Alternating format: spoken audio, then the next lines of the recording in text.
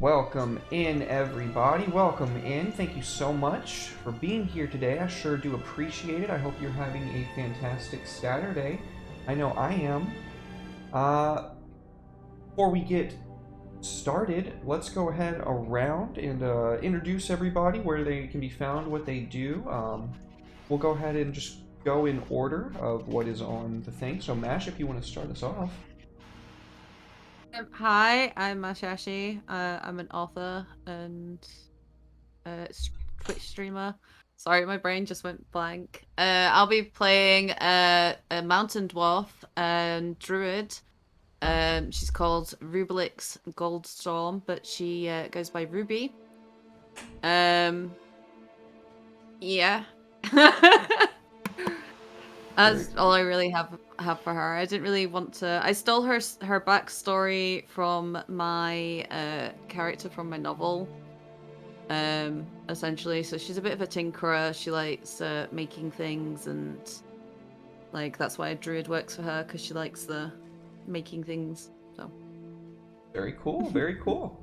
Where can people find you online? What do you work on? I work for TYG magazine, which is treatyourgeek.co.uk. I'm also Mashashi on Twitch, Mashashi cosplay on Instagram and Twitter. I have a Facebook that I don't use. And also Fractured Crystals, Lost Haven RPG on alternate Wednesdays, and usually here on Saturdays for the Blood War. So. Awesome. Very cool, very cool. All right, Soul, who are you playing? Who are you in Meat Space, or at least Twitterverse and Onlineverse, and what do you do? All right, hello everyone. My name is Soul. I go by Souls Rolls everywhere online, Twitter, Twitch. I've got a website, soulsrolls.com. Tonight I will be playing Zaire, the Gith Aberrant Mind Sorcerer. 6'3", 104 pounds of lean, wiry. Please God, don't hit me. As sorcerers tend to be. Well, thank you for joining us, Soul. We sure do appreciate it. Babu, our good friend Joe, what's up, man? Who are you playing? What do you do in the Twitterverse or real life? And what's up? I barely use Twitterverse. Don't bother looking me up. There's nothing there to see. Unlike everyone else, I'm just here to have fun. I'm just here to play some D&D. I don't have a book. I don't have a magazine. I don't got none of that. If you want to look at anything, you can look at Dice Club, which is at diceclub.org on Twitter. There's a better explanation of that there, but feel free to look them up. That's a little expo we have going on. In game, I'm going to be playing a beast orc barbarian, big boy, named Jeremy. God, it would have been so fucking funny if you said you were a beast orc barbarian named Baramy. I'm sorry. But I couldn't resist. The Jeremy Baramy fail. From Jeremy the orc. Yeah, big boy, big strong boy. Very cool. Strong orc. Awesome. Well, thank you for being here, Joe. Always appreciated, man. Always appreciated. Wolfie, what's up, man? Who are you playing? What do you do, and where can people find you?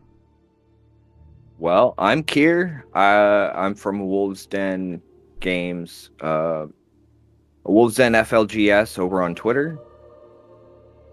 We do a lot of designing and stuff, mostly of our own world based on some novels I was never able to publish. So hopefully folks will find that interesting. We have a few things out currently over on our Ko-Fi and wherever. All our links are on our profile there in the bio on Twitter. Otherwise, we spend about 16 to 20 hours working on stuff a day. So if you don't see us, that's why. Awesome. And who are you playing?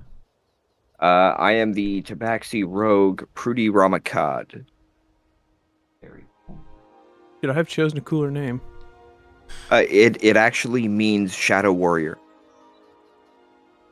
Mine means Jeremy. So awesome. Get the Good Place reference. The Jeremy Baramy tale. Meaning of Jeremy, lifted up, exalted. Oh hell yeah, that's a really good name. I meant it. Do you even Jeremy? No, I've never played Exalted. It seems like it would be right up my alley, though. I've had multiple people tell me that I should. Yeah, I'm gonna get you in an Exalted game. I can feel it. Awesome. Well, let's go ahead and get into it, folks. So, our player characters, our heroes, have been, for lack of a better word, hired by a steward of the city of Griff. I'm going to go ahead and put a big old map up on the screen for y'all real quick. And it's just the setting map. It's nothing too crazy. This is the location that our adventure very first started in, right up here near the north of the known world. Griff is a city that was raised with about 50 years ago by a silver dragonborn that went on to take the mantle of godhood for himself through sheer magical might alone, and a very powerful book.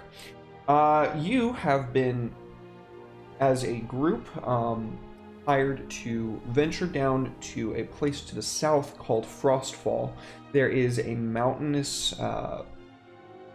temple, abandoned, for lack of a better term, that is supposed to be a nest for one of the city of Griff's allies, a large silver dragon by the name of Gallinatris. It's been a long time since anybody has heard from Gallinatris, about 36 years or so, and he is the watcher of the planar rune that resides there. Gallifantrus is known to go off and not be heard for a couple of years, but not 36 years. It's been a long time, and it has finally come to the steward of Griff's attention enough to where he has to send somebody, and he sent you. So could you guys go ahead and kind of come together and tell me why it is that you were picked for this mission? Sure. So Zaire is actually a member of a noble house. Being a Gith, kind of established a little bit oddly, probably through some sort of meritocracy awarded somewhere back in time. But Zaire is not necessarily the most of the sedate type nobles, more of a seeker after things, kind of an explorer, always looking to do something active rather than sit back on his laurels. So being chosen for the mission fits in with being active and kind of a go-getter attitude. But allegiance to the sovereign is a very big thing for Zaire, so yeah, even if he wasn't really a big go-getter about it, being ordered to do it, yeah, he'd be about it. Awesome. So when you met with the steward, it is, for lack of a better term, a simulacrum of Nadar himself, just a very lessened version. And he bestows upon you an astral shard. He says, awesome. This is something that your people have always known to been in possession of. It has come to my attention that your house lacks a proper crystal. For doing this for the city of Griff, we will make right what once was wronged and bestow upon you the astral shard. And then on behalf of my family, I thank you deeply. Accomplish this quest with great alacrity.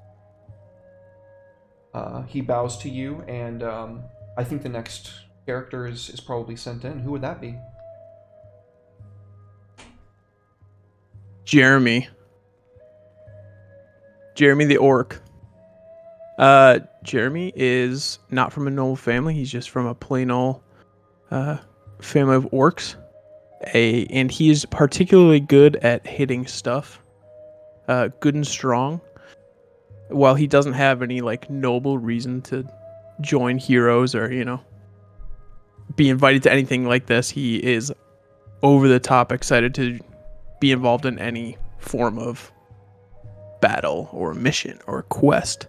As long as he gets the chance to hit something and get a little angry and take out his frustrations, then he's down.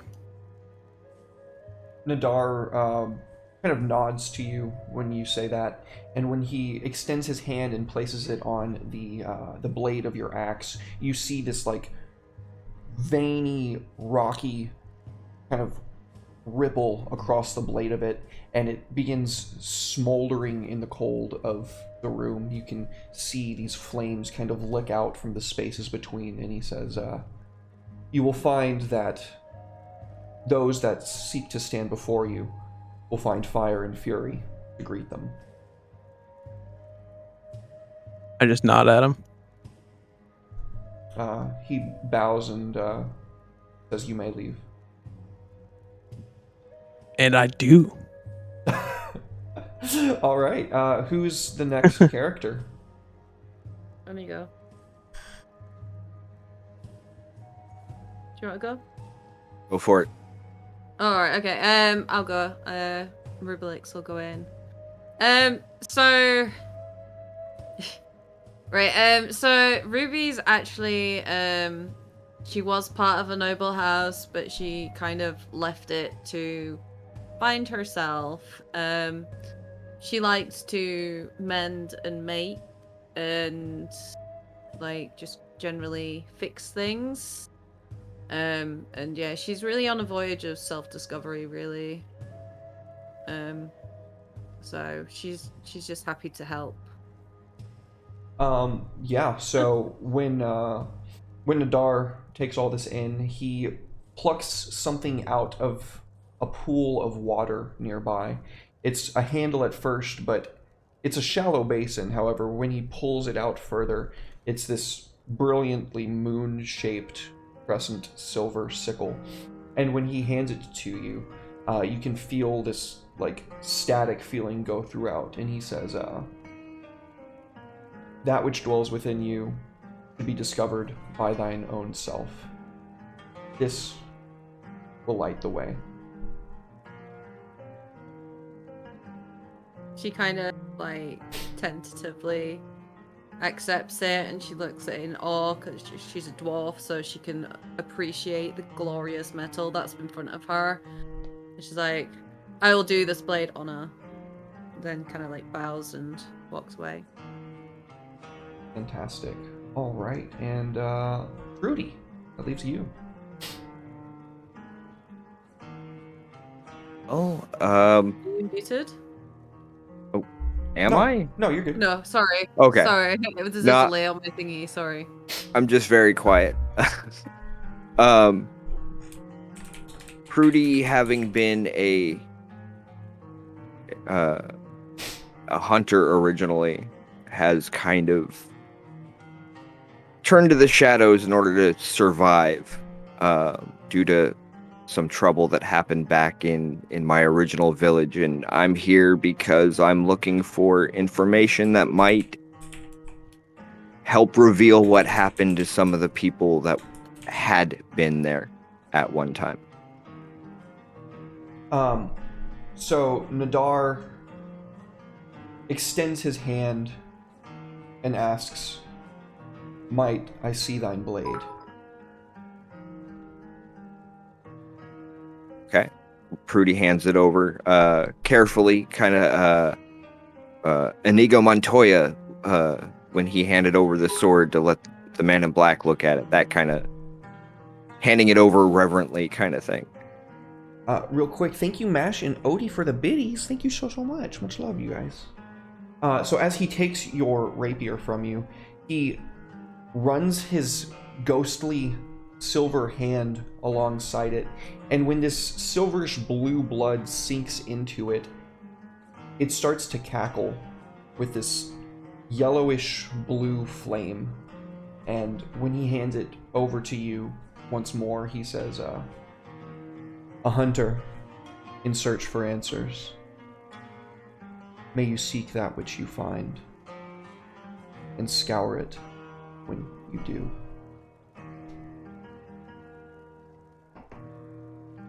Prudy bows and steps aside. I'm assuming we're all kind of still right here-ish? So he had kind of one-on-one meetings with all of you just to make sure Okay. that he enjoyed the cut of your jib, and after bestowing the last of his gifts upon you, the remaining 3 are beckoned in. He waves his hand, and you all suddenly feel your coin pouch grow substantially heavier, like substantially heavier. Not enough to like throw you off your balance, but I mean, you all had like maybe like 10 gold, if that, beforehand, and you definitely feel the weight of like 250 gold being added to it. So as he does so, he says, I know you will do me and my kin honor. I will see to it that your journey is a safe one, at least your return. And finally, he hands over an elegantly bound scroll to Zaire. When it's just a few feet away from you, as he's like mage handing it over to you, it makes like everything kind of like stand on end for a second. You can taste static around you, and he says, this will bring you back here. Use it when you have accomplished the mission. All right. I will accept it with my mage hand and put the crackling scroll into my backpack. You will find at the top of this mountain a nest, and in this nest a great runic rock. In the very center of it, the planar rune of binding. If Gallifantrus is not there for whatever reason, I trust that you will retrieve it by any means necessary and bring it back here. If Gallifantrus is there, well then just leave it alone, because obviously he's going to be a great job of taking care of it. All right. Dragon. Pet the dragon. Do not poke the dragon. Do you have any questions for me before I send you on your way? So, the last time that they were heard from, what was the context? Gallifantrus spoke of a queen of ice that sought to rise up and make her way to the elemental plane of water, where she would carve out a kingdom for herself. It was a reincarnate queen, one that can never quite stay dead, as she stole secrets of death before her departure from this mortal coil. She is pretty much always going to be coming back. That's why if Gallifantrus isn't there anymore, we need to go ahead and get that rune and bring it back here. But that was 36 years ago, so who knows what could have happened in the meantime. That's troubling. And surely other parties have been sent before us. This has been quite a long time. What did the last people find? The last update that we received was from a party of magicians. They sought to make their way to the precipice of the mount. The last word that we received was via the spell Sending. It was cast as a ritual between all of them to reach back here. And essentially, they made it to a cabin about halfway up the mountain that we built, or we had someone build. And that was the last that we had heard of them. That was about 2 weeks ago. Ah. Reassuring. Fabulous. Well, Zaire will look around to his compatriots. Does anyone else have any questions that I have not covered, or you all seem like clever folk? I have yet to take my eyes off my axe. Eyes are glowing.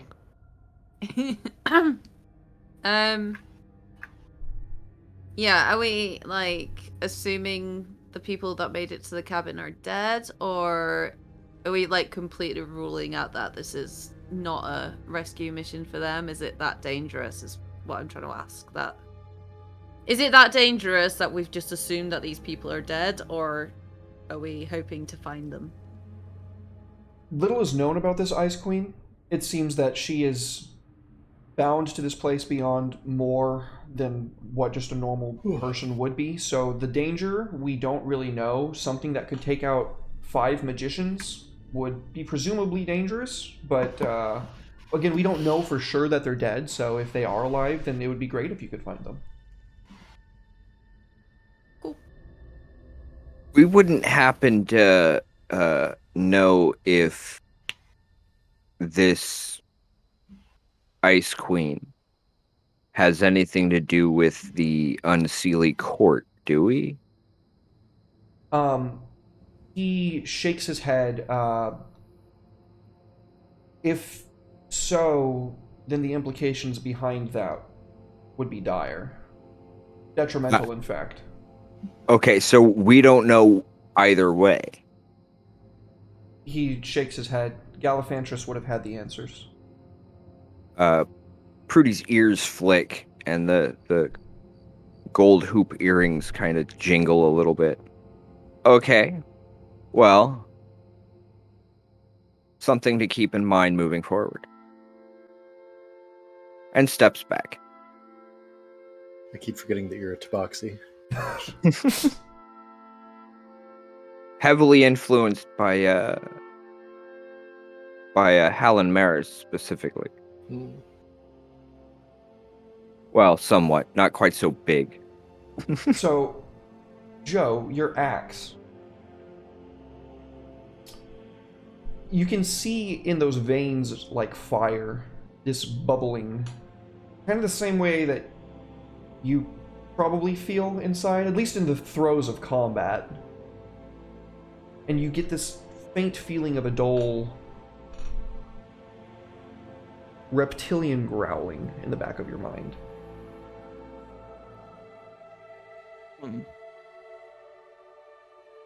I think I'm still just excited that it's on fire. So while I do acknowledge the sound, I just, shove it off. Shluff. I basically ignore it. So, go ahead. But no, I'm just saying I acknowledge it. So I heard it, but I'm still enamored by the fire. What's your passive insight, if you wouldn't mind telling me? I don't know. Okay, I'll double check then.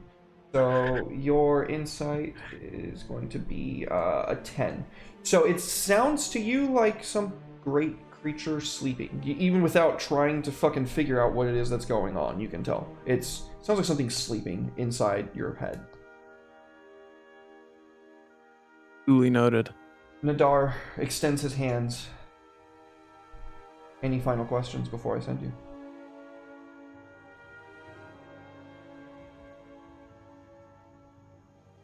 Then when he places them together, you can all feel this great pressure pushing around you, and then suddenly you're untethered from your spot. There's this silver cord that you can feel stretching down from your spine to the world, and when this pressure relieves, you find yourself on the edge of a town overlooking a lush green valley. The town that you are on yourself is FROSTFALL, down to the south, and you can see a great number of people coming and going from a large central structure. Warriors, mostly of the human variety, though you do see a number of dwarves moving about the town on patrol or getting off duty. It's not a huge village. Probably, I'd say, maybe between 500 to 1,000 people reside in the town of FROSTFALL.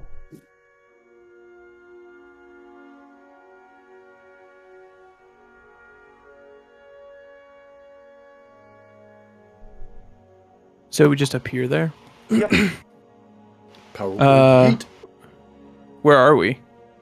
Down to the south, FROSTFALL, on the western side of the Verdant Kingdoms. Down from the light, just a bit further down. Oh no, I meant that. Are we in a building? Are we outside? No, you're on the outskirts of town, on a snowy we're hill just- overlooking this snow-laden town. It's Okay. currently snowing. Okay. Right on. And we're supposed to be headed north. Correct. Yep. Up the mountains. Okay. Good thing I picked up some extra rope Yeah, me Hmm. too. Like, and a grappling hook. I did, yes. Not I. I'm not So made for I climbing. nearly said Caliera there. That's funny. So Ruby's just kind of like, are we? So, yeah, do we want to mosey on into this village and see if we can get some supplies, or are we wanting to head straight up to the mountain? Should we Well- do some investigating and see if we can get some clues? I think we should do some investigating first. If Couldn't there's- hurt to ask questions. Depends on the questions you ask. But True. yes, we should resupply if we need anything, and then ask around, investigate a little bit. Perhaps find something else out. So, you begin asking around, I assume. Who would like to roll an investigation check? I'll go ahead and do it. I've got expertise, so Nice. see how it goes. So do me a favor and drag the bonus where it says the plus whatever into the dice tower in the bottom right corner. Dice tower in the bottom right corner. Yeah, it just looks like part of the thing, but it's a dice Oh. tower. Neat. Yeah. That's not it. Not the game set. I need that one.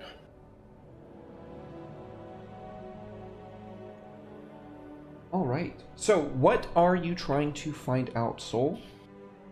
Specifically, I'm going to try and find out more information about the. I'm trying to figure out the best way to phrase this. So, like the rumors and like not anything really hardcore, like where is anyone, but just get a feel for what people have been talking about most recently. Like what's been the biggest stuff over the past month or so. And we had 5 mages drop in here, head up the mountain, and then vanish. No one's seen them for 2 weeks. So I'm sure that that's probably something that's going to be talked about in town, especially with a place this small. Anything like that, any of those, like, I guess gossip would be the way to put it. Okay, yeah. So, you go about asking, I assume probably people that look like townies or guards, somebody that would have some answers, and they tell you that like the last shipment of like food and stuff from the Verdant Kingdoms was attacked on the road. Everything was taken, like all the food stuff was taken, but everything that was valuable, like gold, anything that could have been foodstuffs, including the horses, was taken, but nothing of value was. Okay. You also are told that the mages, the 5 mages, had about like 2 to 3 retainers each that they brought with them that were kind of like protectors or manservants. But if you really wanted more concrete answers on that, your best bet would be talking to the Jarl of the region. It's a dwarf by the name of Kungi Runemaker. He is known to basically hang out at the mead hall because that's where people come to him with their problems to resolve disputes. Okay. So Jarl Runemaker. Disappearances of the wizards. We've got foodstuffs disappearing, but no valuables taken. That's unusual. Were there any survivors from that shipment, or was like everyone? Nobody was left alive. People could be considered food to some things, so Yeah, so they were vanished as well. yeah. Okay. Well, Hmm. Ruby's quite happy to go approach this dwarf because she's a dwarf. Okay. So if no one else has I mean, I'll let the dwarves talk. wanna Cool. come. I'd like to, while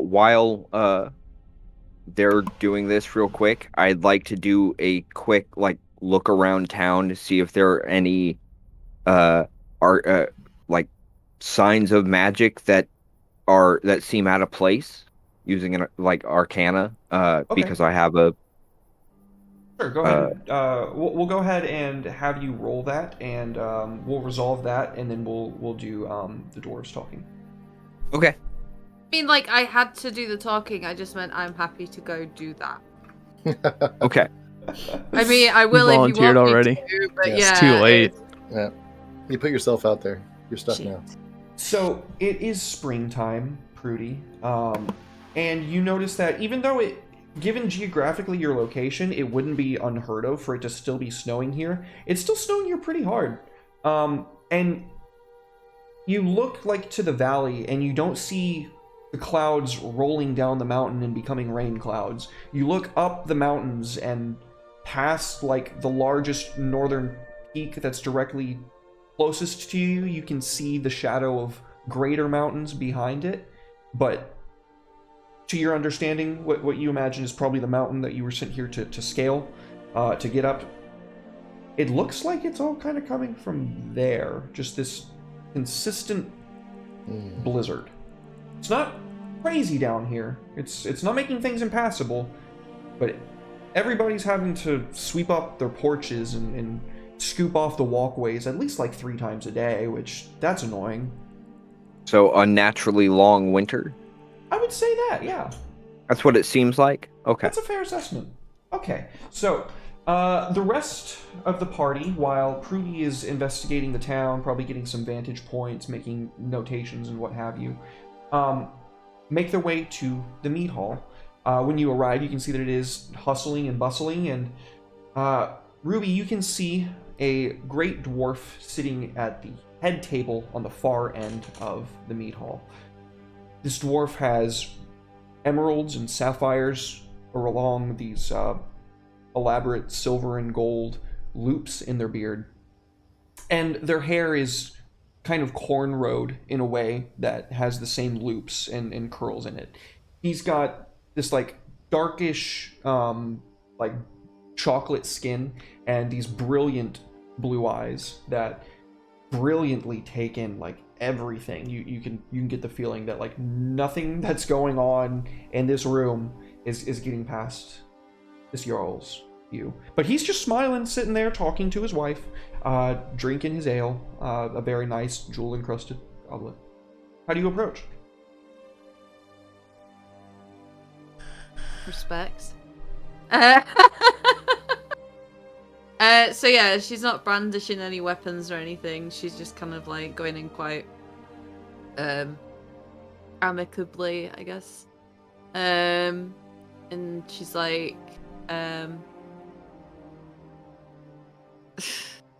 excuse me, are you was it rune maker? Jarl Rune Maker? Jarl rune maker. He looks at you and looks you up and down for a second, and you get the feeling that he's taking the measure of you. And when he speaks, he's got this even normally gruff tone. I, and who is before me? I am Rubelix Goldstrom III. We come here in search of wizards who went up the mountain just 2 weeks past. However, we've also heard you've been having trouble and wish to offer our aid if we can do so whilst going up the mountain. He looks to your 2 companions for a second. What are you 2 guys? What are you doing at this moment? Are you next to Ruby? Are you off in the room somewhere? What are y'all doing? I am holding up my axe and showing everyone in the room, just kind of spinning around in a circle, pointing at it, and kind of shrugging, yeah, no big deal. It's whatever. I got a big fire axe. So are you? I'm not the really center of the focused. room doing that. Yeah, I'm close to them, but I'm not in the conversation.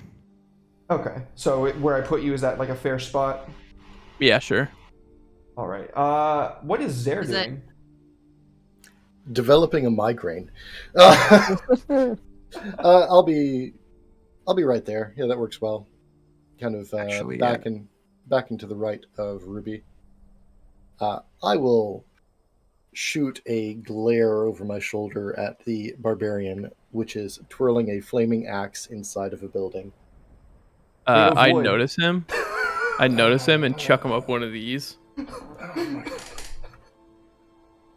Like he gets it. No, He likes the axe. no.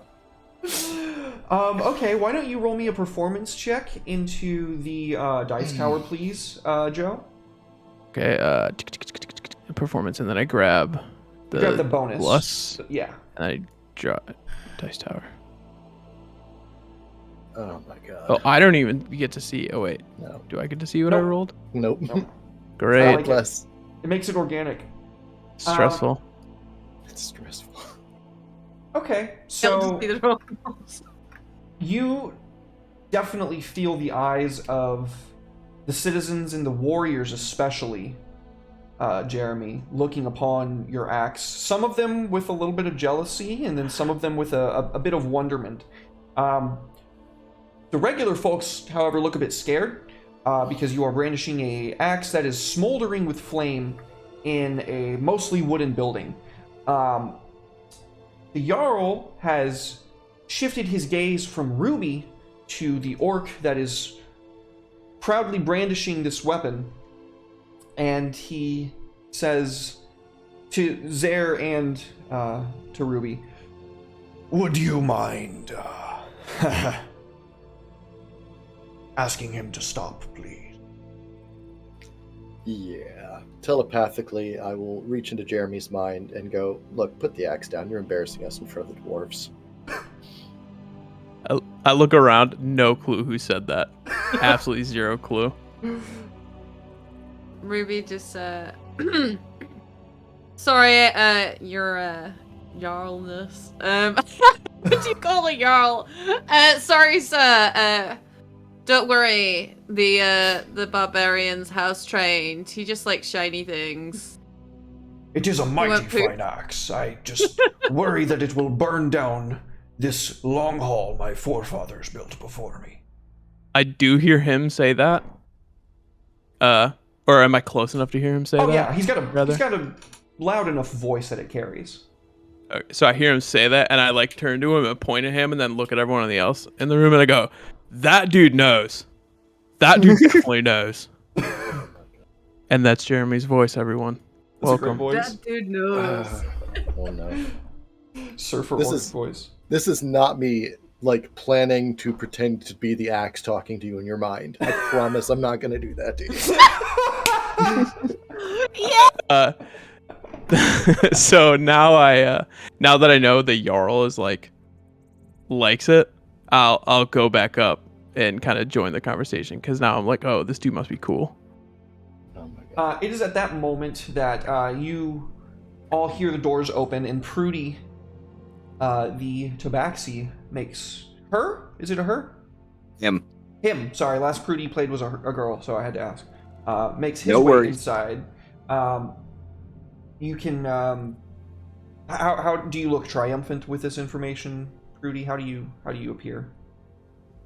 I come in very pensive, moving up toward the front end where everybody is, but clearly I'm uncomfortable with the attention that's suddenly on me.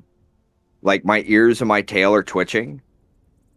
Meanwhile, while my ears are focused on the conversation, my nose and my eyes keep kind of drifting off toward the food. Is there any empty seat with a plate or anything near me? So you definitely see that there's tons of people coming and going at all hours, and there would absolutely be some food left in some scraps on a table next to you before one of the custodians here comes by and cleans it up. Can I try to snag a handful of food off a plate and just kind of sit there munching while I'm listening to what's going on? can you please roll me a sleight of hand into the dice tower? Sure.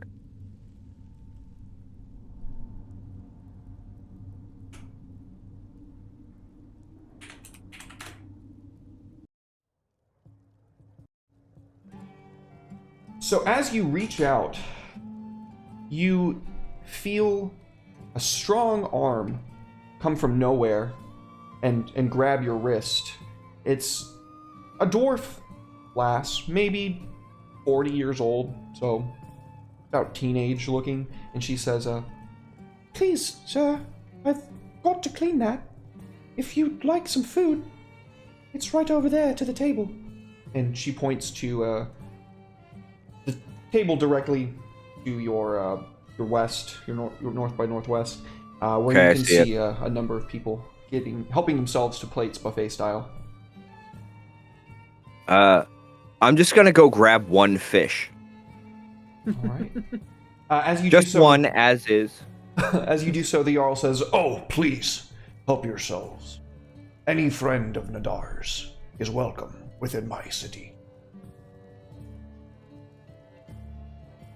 I nod, and I thank him for the gracious hosting. But clearly something's still bothering me because my ears and my tail are still twitching, and I'm just. I seem like I'm lost in thought, so it's kind of hard to tell if I'm actually listening to anything. Sure. Okay. So the Jarl goes on to say,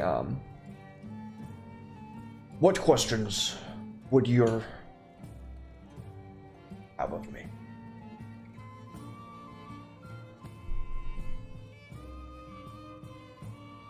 Who's that addressed to? Everyone? Yep.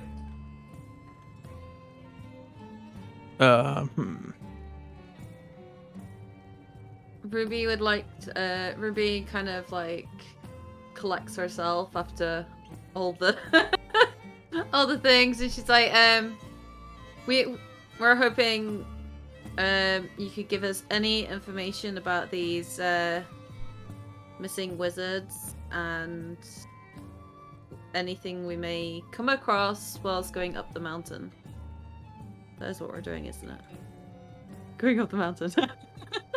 He nods and he says, "It's been some time since we've sent a group to go back to the cabin. It's about halfway up the mountain. So we don't really know what you might expect. These wizards, they mostly kept to themselves in the town, and while we did see a great number with them, we do know that there are some manner of folk that dwell within these mountains.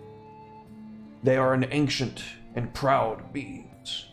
We do not bother them. They have lived here since before my kind even were raised."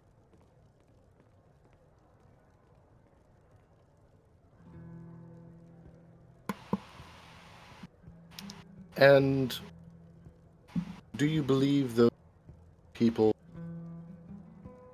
You're cutting in and out, Soul. I'm sorry. Do you believe the ancient peoples are responsible for the problems you have had with supplies lately? They've never troubled us before. We had a agreement, for lack of a better word. We do not bother them, and they do not bother us. Your lordship.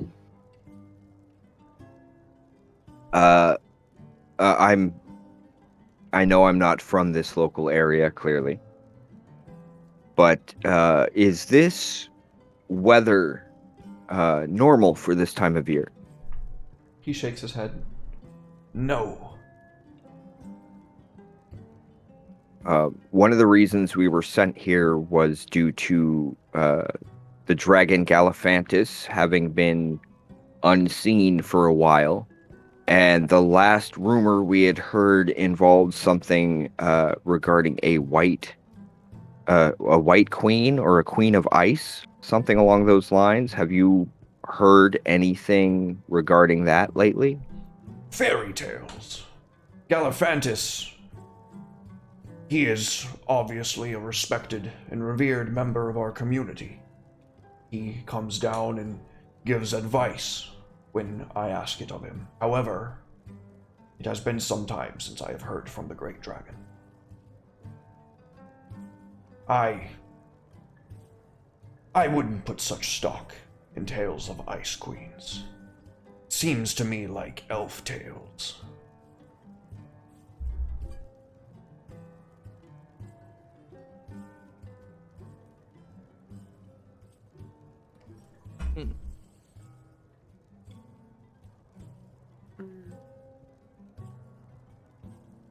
Okay. Is there perhaps a safe path or passage you could suggest on our way up towards at least up to the cabin, so that we may take as little risk as possible? You will find that the path, though not tended to, is there up the mountain. Follow the switchbacks as long as you can. When you reach the cliff edge, that is where you will have to begin your scaling. That is also where the cabin lies. Aye. We're going to be scaling things, so maybe we should get some mountaineering equipment. I'd certainly recommend it. I believe I've got that. Wait, no. The one thing I didn't grab, actual climbing stuff, climbing kit. I imagine they have supplies here. He shakes his head, yes. Hmm. You will find our goods store supplied. Yeah. So, out of character, how strong is Jeremy exactly? Uh, I'm probably going to He need someone has to a carry me strength up this mountain. my strength is 18, Fabulous. so pretty strong. Okay. I have four? No, one grappling hook. Oh, that's cool. Rope. Torches. Water skin rations, right. We could probably do with some more, like, stuff then. Yeah, okay. I'm definitely going to load up on, like, winter clothing, a nice coat, something with a fur mantle, stylish, you know. Oh, you never told me if you wanted the ability score increase or the feat, Joe. So your strength could either be 20 or you could get a feat. Let's just do 20, because I don't feel like trying to figure out a feat last second. No problem. So Psych, I'm actually, like, mega strong. Yeah, when max you said 18, strong, I was like, in oh, fact. I knew I forgot something. I'm max level strong, in fact. Nice. Love to see it. Okay. Right, what? I can't find it in the kit. Did you say there was? Oh, there we go. Climber's kit. Yup. I was gonna grab one of those myself. Yeah. There's only 2 of them. Well, 2 left. There were 3 originally. Oh, okay. However, if you 3 want those climbing kits, I still have rope and a grappling hook. Wait, have I got 2 climbers kits now? I don't know. Now, my plan is to strap myself to the barbarian and let him do all the hard work. Okay, well, I think I've wound up with 2 climbers kits, so I've got a spare one. I've got a spare one for somebody. Who would you like to give it to? Who wants it? It will be of no use to me. Need it. Yeah, I don't need it. Okay, look, I've got a jump spare up one. this mountain. Then I'll go. One. If you're willing to pass it on to me, then I'll take it. Yeah, you can have it. I was gonna pick one up regardless, but I don't know how I did that. It's fine. I'll carry it and then you can use it. okay. There you go. I gave it to him, so both of you will have it now. Okay. Oh, thank you. I have a couple of things I want to grab real quick. Go ahead. One, this is going to be the perfect time for us to go 2, into our first break, unless you guys have anything else that you want to talk to the Jarl about. 3, No, 4. I'm good. We can use this as a little shopping spree. Yep. Okay. We can talk off table. 6. So don't go anywhere, anybody. We're going to take a quick 10-minute break, and we will return with more Frostfall.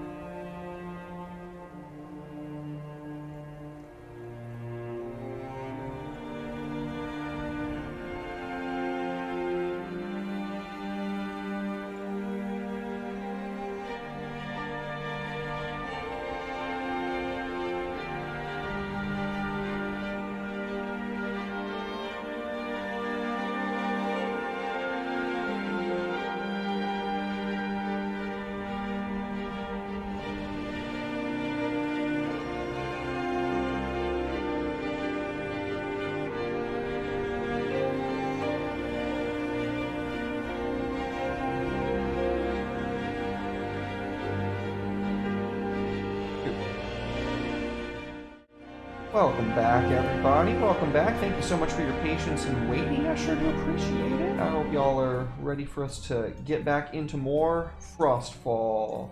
So, our heroes leaving the tavern begin their ascension up the mountain.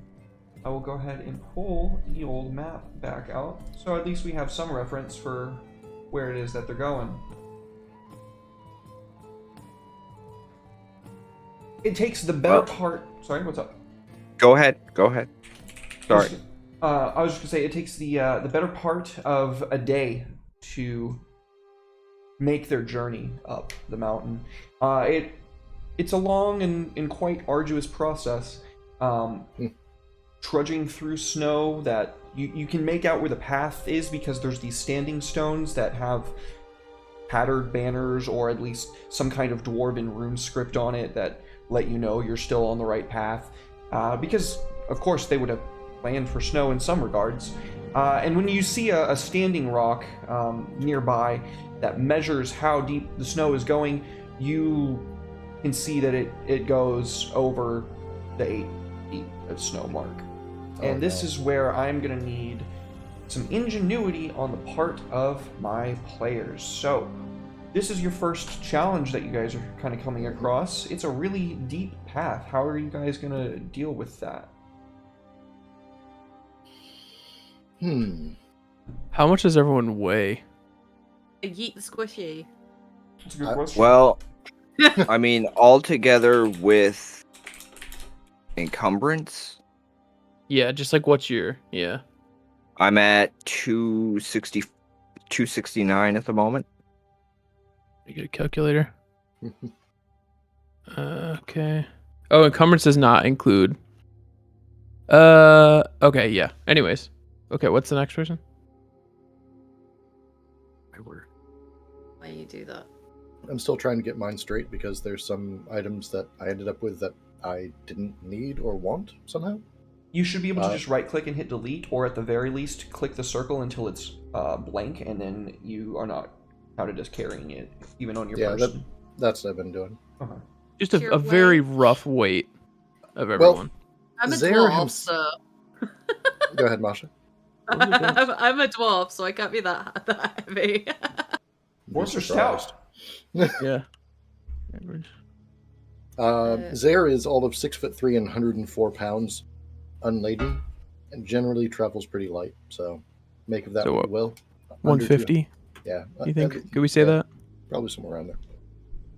Okay. DM? Yeah? Okay. 150? Okay. And then the last one. It says average weight. Are you a small dwarf or a big Mountain dwarf? Mountain Is that dwarf. small or big? They're small, aren't they? In my setting, they're not really that different, honestly. Like, a dwarf's a dwarf, you know? Female? It says More about how they classify average is themselves. 100 pounds is the average. Yeah. So 100 plus how much are you carrying? Weight wise?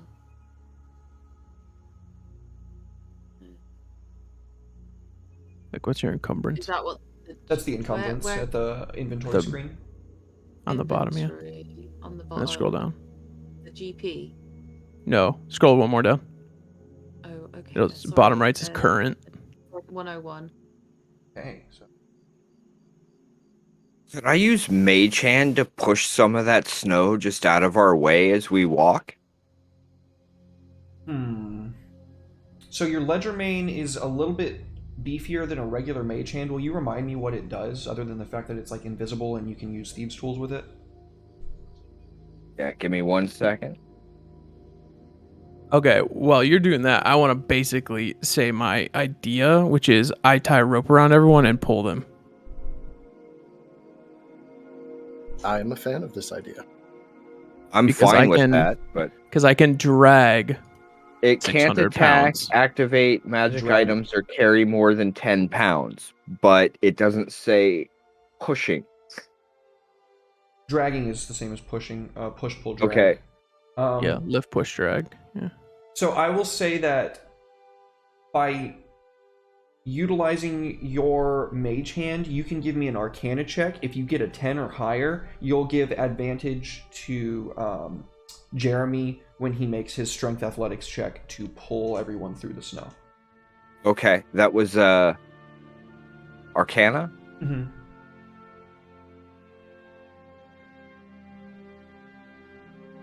Yeah, absolutely, no problem. You give Jeremy advantage.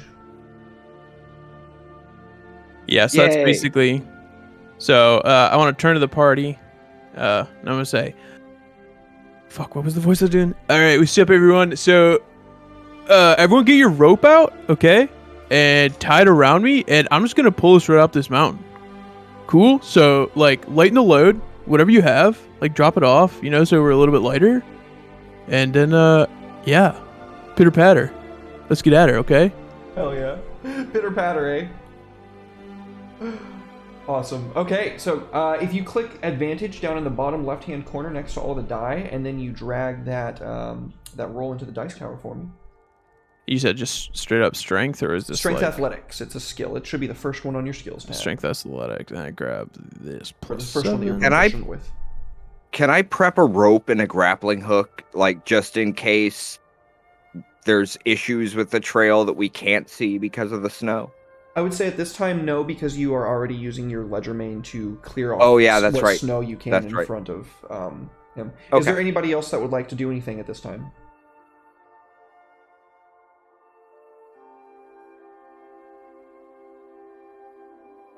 I think you're muted, Soul.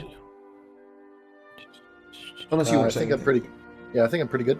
Okay. Ash? I'm set. Good. Tying the rope around my tummy and All right. pretty So, tight.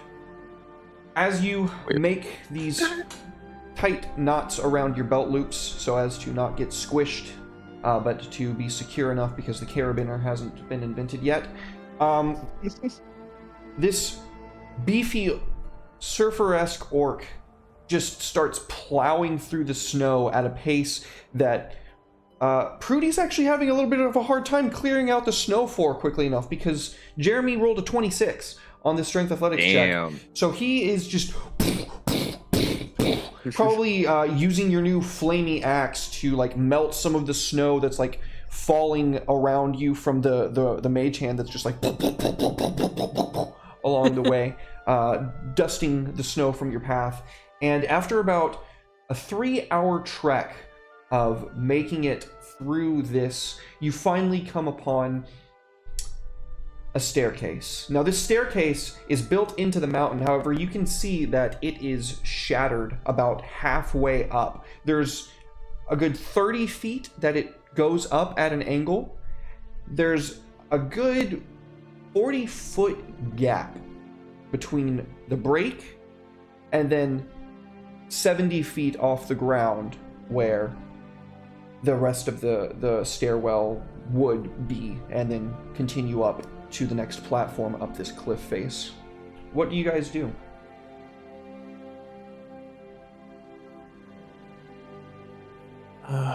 So I have an idea.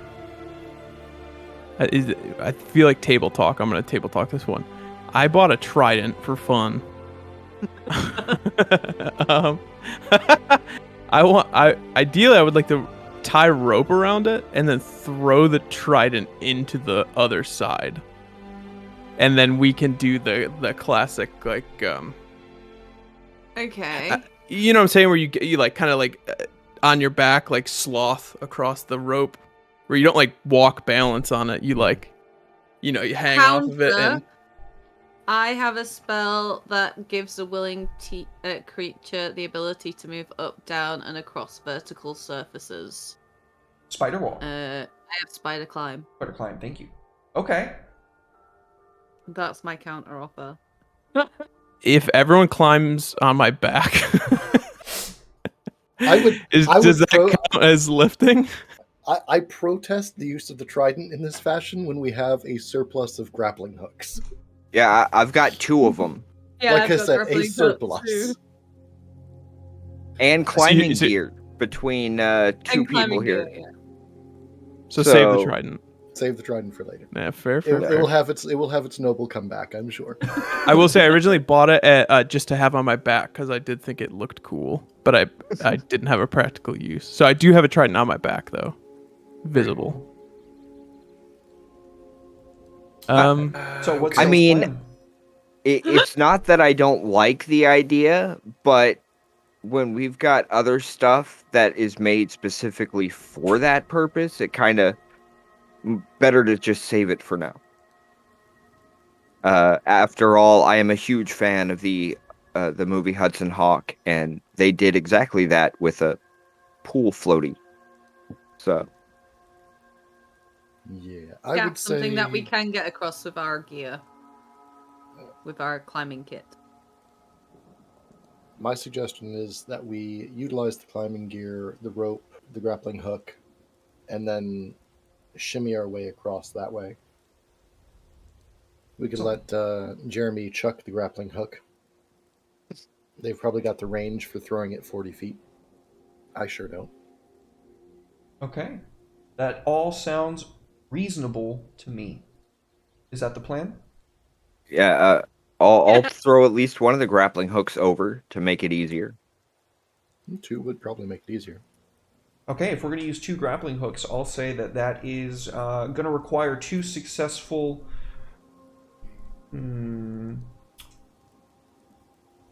What would you use for a grappling hook? What sounds reasonable to you? I'll leave it up to you. You hit me with it, and if it sounds reasonable to me, I'll say yes. Athletics Same. sounds like the closest, but maybe... Yeah. Well, acrobatics would be more climbing across. And athletics would be the throw. Yeah. Yeah. Or I could just feel- use the mage hand that's already open. It's already being used. How far away can your mage hand go? 30 feet? Oh no, it can't go 40 the feet full up. way. Yeah. But I could get it closer and throw with it? Or 10 would pounds that be of pressure enough? probably wouldn't be enough for you to make a throw with electro main. That would. Yeah, good point. That's what I was gonna say. I feel like it would be best if I just threw it. It sounds like athletics or strength or just plain strength would probably be the best one. At least to me. I'll say Maybe performance? No, definitely not performance. I'll say strength athletics seems the most reasonable to me to make the throw with the grappling hooks. So whoever's going to be throwing 1 and 2, go ahead and let me get those rolls, please.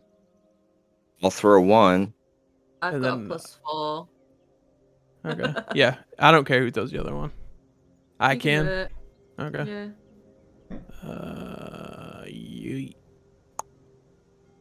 Did I roll? Did it Nope. work? Or no? It might be chug-a-lugging. Sometimes it does that. Oh, I grabbed the wrong thing actually, so that's why. All right, so you and Prudy both, you can see the grappling hooks disappear over the lip of the cliff face, and when they land and you pull on them, you see the lines go taut, and you can hear a resounding sink sink from up above. Go ahead and make a check, whoever's going to be doing the climbing. I'll probably climb last because I'm worried that if I weigh too much, that like I'll fuck up the ropes. Don't I have something for climbing? Being a cat and all? I don't know. What are you saying, Soul? I was going to say, I would like actually Jeremy to go up beforehand. That way I can just cling to the rope and he can drag me up up the cliff face. That's entirely possible too. If Jeremy goes first, he would be able to then drop a rope down and pull everyone else up with that. That is my preference. I am absolutely not the person to do anything physical. Please, God, no. Okay, I've got athletics, so I'm gonna go up and I can help Jeremy lift you up. Cool. So who's going to go first? There's Is it a- going to be Mash or Jeremy?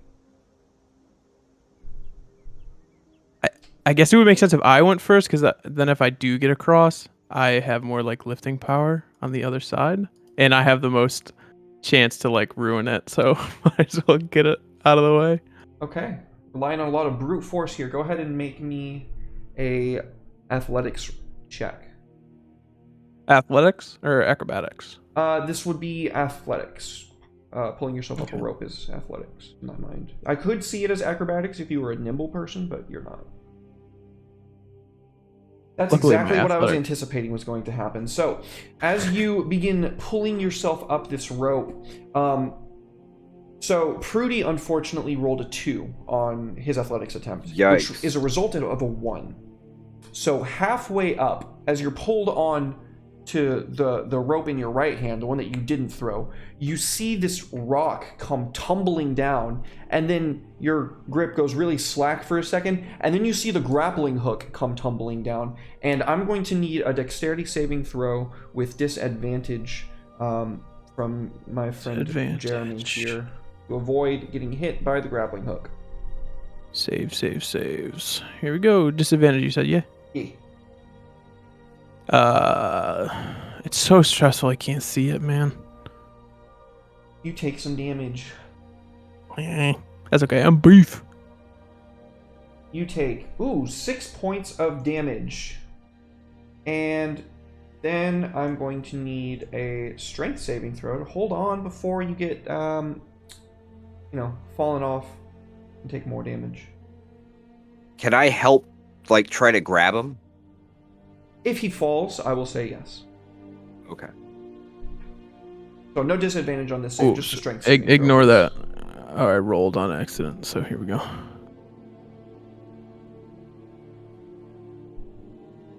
That is not enough, unfortunately. That is a total of an 11. So as you see the grappling hook coming at you, you try to swing out of the way, and the bar like just clips you on the side of the head, like tearing a slight gash open on your forehead, and that sends you like dazed and loosens your grip up just enough to go falling. Prudy, you said you would like to try and keep the orc from taking the full amount of fall damage. Yep. So I'm going to need a dexterity saving throw from Prudy first, or excuse me, from Jeremy first, and then from Prudy. And if both are successful, then, whether or not you're successful, Jeremy, this is just going to determine if the damage gets halved.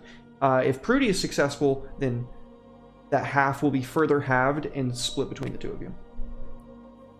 Or rather, that damage will be halved between the two of you. So just a deck save? That is correct. An advantage. Okay, Prudy.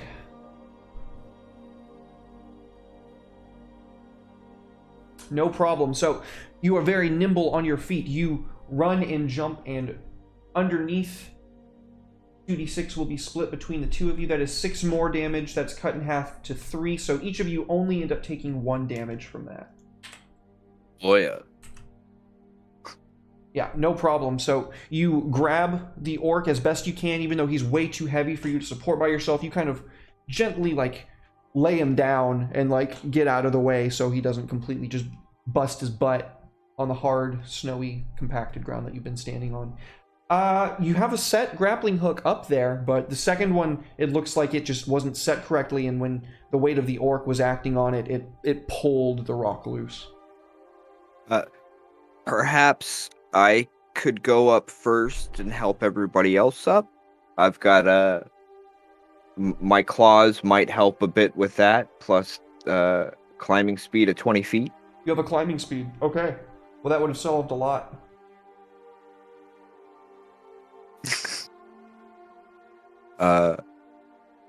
Do you need me to roll? No.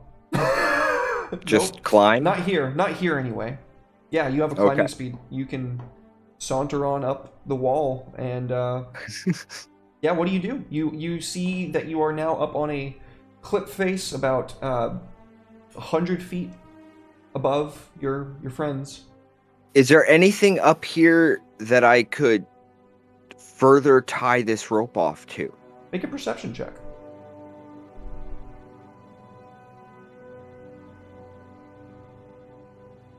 Yes, in fact, there is a sturdy oak tree that is, even despite the chill temperatures, still got some greenery sticking to it out from beneath the billows of snowdrift. I'm gonna take my extra rope, tie it around the tree, and then tie it to the grappling hook. Okay. No problem. That way, if it does come loose, it's still all nicely hooked up. And then I'd like to help anybody else climbing up for the next bit. Okay, so whoever's making their check next is going to be making it with advantage.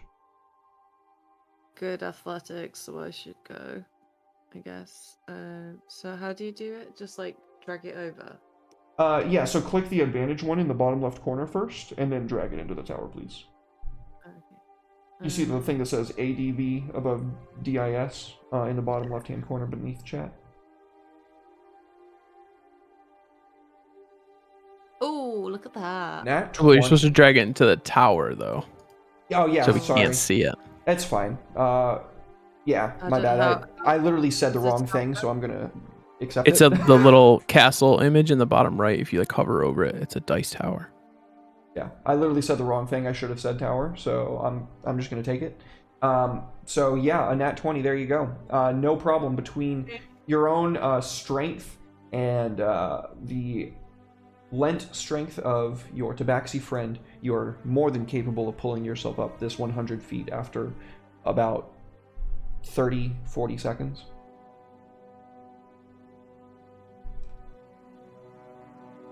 She's a wee beast. We beast indeed. For I real. actually really love this character that I based her on, like from my novel. She's like best friends with like a Rakshasa, and they're like little and large, and they're just, I love writing their characters so much. It's I love Rakshasas. They're fucking awesome. So who would like to go next? Did we lose the other grappling hook and rope? That's a good question. I would not say that it's lost, but it's definitely down at the bottom. Okay. So it pretty did lost fall then. off the mountain. Yep. Okay. But I would have rather have saved the orc than the rope anyway. So I'm glad I had that spare rope. It's a good trade.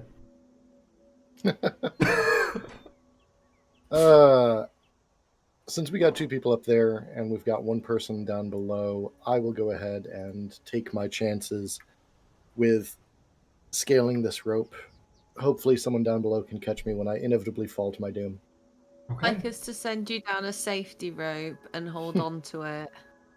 I like that plan. I like that plan a lot. Yeah, I have an extra rope. So Fantastic. yeah, it's a 50-foot rope though. Uh-oh. So like maybe there's some more rope that I can tie from my climber's kit. I've got some rope. But it's down here, not up there. Poor planning. Poor planning. It's okay. I love Dungeons and Dragons. I mean, we can just go with the climb. We can see how it goes. Okay. We'll But see what I'm happens. gonna I'll fall to my like death. put like a hoop for you to like put your foot in, and then I'm gonna like start like winding it so it's nice and tight, and then as you're climbing, just kind of like lower it over the side, like to 50 feet, just kind of like dangling there above you. If you can make it halfway, you're gonna be fine. Great, thanks. That will lower the difficulty. So go ahead and click Soul. Go ahead and click advantage, and then the little +2 next to it. Got it. And then drag it into the tower. Yes, Like please. dangling above you in the air. Godspeed. Oh yeah, no problem. Yeah. That's amazing. You pull yourself up. You definitely find that the rope about halfway up is much needed because your arms are starting to get feeling like they're on fire by the time you reach it. But when you Good old 8 strength. yeah, but when you loop your foot through, the dwarf begins pulling you up as well, and the rest of the journey is significantly easier. And you Rad. you arrive at the top, and that leaves Jeremy down at the bottom. Jeremy is like grumbling to himself. Bro, can't even throw a freaking hook. This is ridiculous, man. Hate this place. And I start just climbing it again. Strength athletics with advantage, please.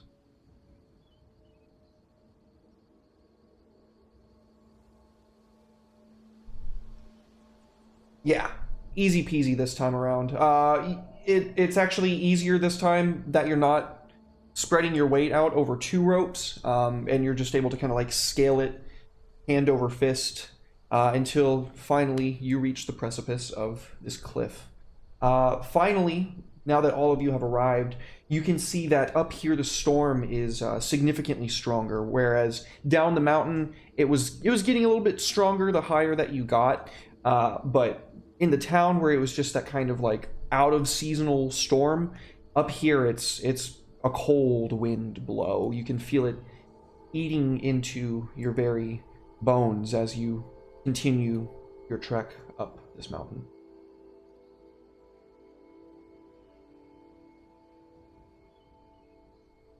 So now that we're 100 feet higher, do we see anything new about the features? Any terrible ancient beasts coming to eat our bones? Anything like that? You can give me perception checks. I would say that these will probably be a pretty high difficulty, but you can do it.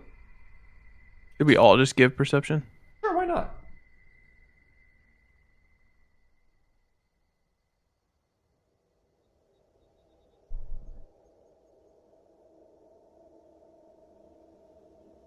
So through the sheet of white snow and wind, both Prudy and Jeremy, you can make out up above about what you would venture is probably a good another hour trek away.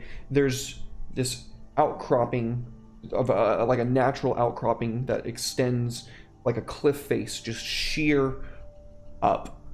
And down at the very base of that cliff face is a cabin.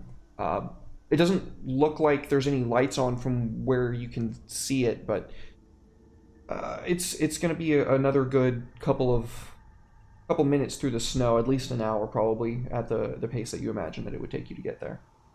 Is the snow still 8 feet up here?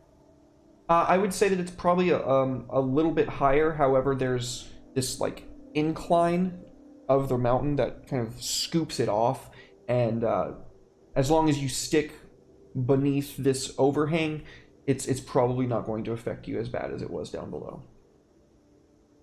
All right. Cabin's up there. So everyone go ahead, strap up, get those ropes back on. We're moving out, okay?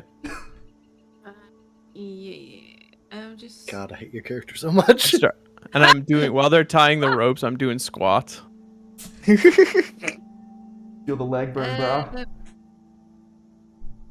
I'm just kind of in the back, and it seems like I'm muttering, but it seems like I'm having a conversation with somebody. Only you can only hear my side of the conversation, and it has absolutely nothing to do with anything that's going on right now. What language are you speaking in? Common. Just me sitting here going, no, I'm not gonna do that. No, I told you last time. No. He's Wait, like away what? from us. I'm while I'm tying my rope on, I'm kind of muttering all this to myself, or so it seems. But anybody who might overhear it, that's what they're hearing, stuff like that. I'm looking at the other two and I'm like, bro, who's he talking to? Are you talking to me? Huh? Oh, sorry. No. Talking to Carl. Carl? Carl, he's in my pack. And I pull out Okay. this purple skull.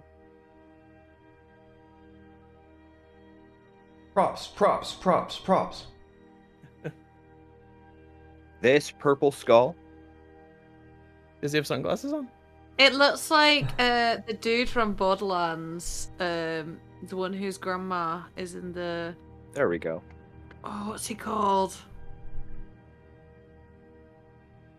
Please, chat. Somebody tell me what the name. That's of that Carl. character is. Nice to meet you, Can't Carl. think of it offhand. So, does Carl speak to anybody other than you, Prudy? No. Nobody else can hear him but me. So, you are hearing Carl basically taking the measure of each individual members of your party. He looks to the dwarf and says, I bet that one is gonna do some weird shit. He sings and I mean like her aura sings, that one, and he like gestures to the tall Gith. I feel like that one's even older than I am. And then that one, and he looks to the orc. Doing squats again. He takes his physical fitness way too seriously. Carl, really, none of this helps right now. What I was trying to find out is if this winter seemed odd to you at all. But if you're going to go off on tangents, then just forget all about it. Yeah, he's just continuing to talk about your friends, basically. He's not insulting them, but he's definitely remarking on their appearances. And Prudy's just like, none of this matters to me. What matters is it seems like we're getting into some dangerous stuff, and you're not being much help. That's basically his entire response to Carl right now. Well then, put me back in the bag. It's cold out here. You know what? You got it. You can still See you hear later, him Carl. muttering about everything in the bag. How far away are we from, like, getting to this thing now, did you say? To the cabin? About an hour? Trudging through the Okay. snow, it would take about an hour. Okay, I was just thinking I was gonna do some detect magic. Okay. Because obviously we're seeing him talk to himself.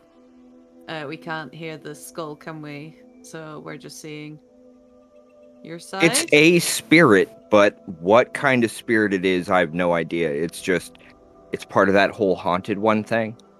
His background is Yeah. haunted one. Yeah, cool. I think that's weird as shit. So I'm gonna just like kind of just not actually like try and search it out, but I'm just trying to see if it's evil or anything, or if I need to be cautious. Detect magic wouldn't tell you whether or not it's evil, unfortunately. Would it not? No. Not. But what you evil, can tell when you cast the spell is that this storm around you has this. I mean, you could kind of smell this like ozone-ish smell the second that you guys got here, but you are also kind of overloaded with that smell when you were talking to Nadar, so you went from like sensory overload to like lower like droning, and now the further you've gotten up the mountain and now that you've casted the spell, you can absolutely tell that this storm itself has this essence of unnatural magics about it. The school would be evocation. Okay, so Ruby's just like, well, says a lot about our quest when the weirdest thing about this mountain ain't the weird the guy talking to the skull. And then I know, right? That's what I keep telling him. And then she just kind of like relays what she's discovered about the storm up above them. And Does the storm feel malevolent? Like, I know it's not natural, but does it feel like it's not necessarily evil, but malevolent? You know what I mean? I don't know how you Like- would figure that out. Yeah, but Like, does it feel dark, or does it feel Yeah. like this is just is it necromancy? a consequence of something else? No, it's evocation. Evocation's spell school. Okay, so it... I don't know how to answer that question beyond the mechanics of what the game is telling me without some sort Okay. of roll. Okay, well, I was just asking in case Ruby was able to sense some kind of, like, intent behind it kind of thing. I Detect wasn't magic really would be able to tell expecting an that. answer. Yeah, I wasn't really expecting it. Storm It's feels just- mean.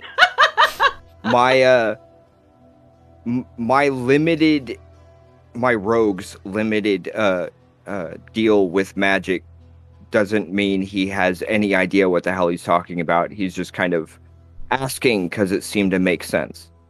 I'll say that would prompt both Mash and Soul. I would say that both Zare and Ruby would Probably, I would say that would prompt you to have an opportunity for an Arcana check if you were so inclined. I mean, Uh, magic is a spell as well. I'm actually, I kind of want to go a different route. Okay, I'm listening. Well, we know it's an evocation spell, Mhm. and we know a little bit about what's going on in this location. I want to, instead of rolling Arcana and try and figure out anything more about the spell, I would like to think back about what I know about the region, what I know about the draconic forces in play, and if you'd let me, I'd like to throw like maybe history instead to see if I know about this being like, are there any references to magical storms in the past? Is this linked to our dragon friend? Is this linked to stories about the queen or these eldritch beasts? I'd rather go that route, I think.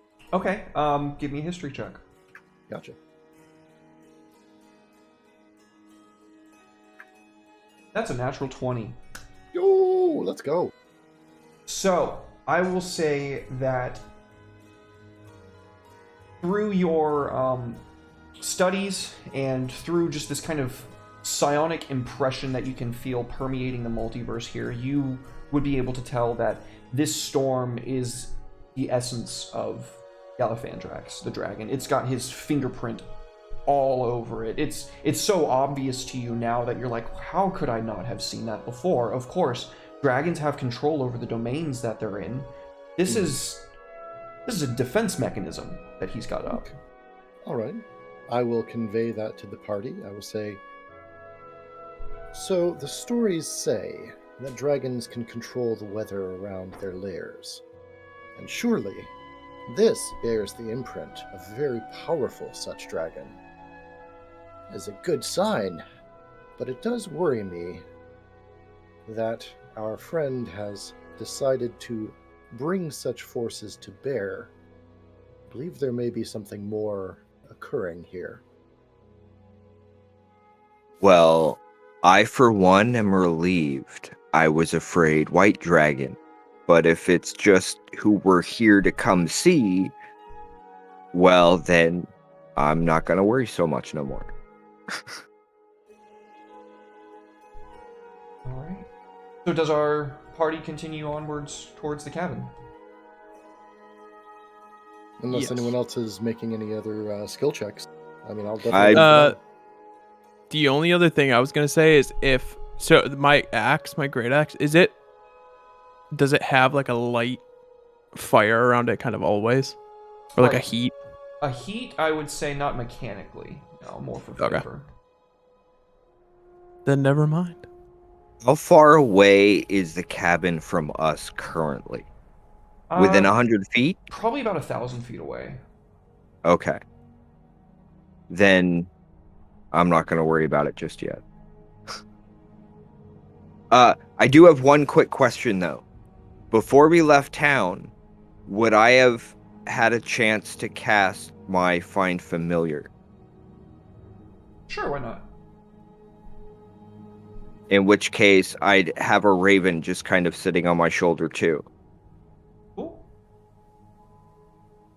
Alright. Like, annoyed with the cold and all, but not flying around, just kind of perched on the shoulder.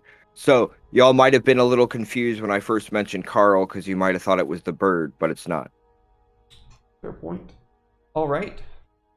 Just because it should have come up then, and I didn't think about it until just now. My apologies. Carry on, my lord. Ash, did you want to make any rolls before we continued onward? No, I was just, when I was getting closer, I wanted to do a detect magic, but I'm assuming now that because of the storm and everything, anything in the cabin is going to get overpowered by the storm, so... I presumed that you did cast detect magic. That was why I described that. No, I mean, like, for when we get to the cabin. Uh-huh. So, like, if I cast detect magic as we got closer to the cabin, just to make sure there was nothing nasty inside, that was what I was gonna do. You could do that. Yeah. If you want to, you can do that. I don't have any problem with that. I just wasn't sure if it'd work because of everything else that's Roland would be happy to go take a peek if that doesn't work out for you. Okay. Roland being the Raven, by the way. So as you get, Well, sorry, go ahead. Jeremy's. We're rolling behind Jeremy anyway, so Yeah. Jeremy's going in first. Sure thing. Yeah, so as you and the party make your way closer, you can indeed see that the storm itself being magical, there's nothing else around the cabin. It's not that it's being overpowered. It just doesn't seem like there is anything magical about this cabin. It's regularly constructed. And can I get insight checks from you, Mash? Because you're the only person that's got detect magic going right now.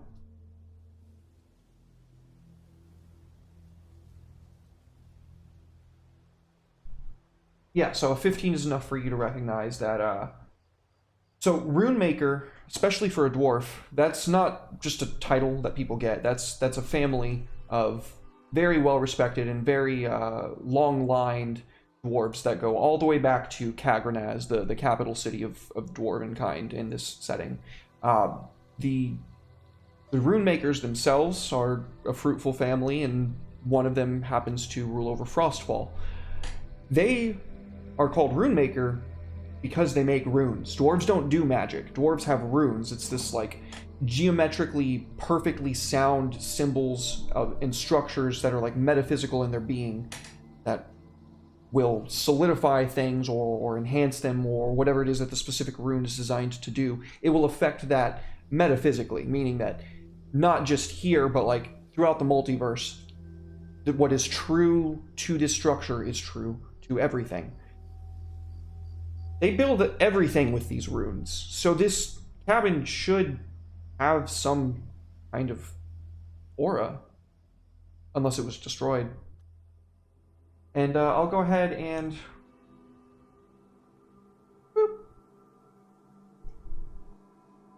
take us to this here map. And yeah, this is where the party arrives.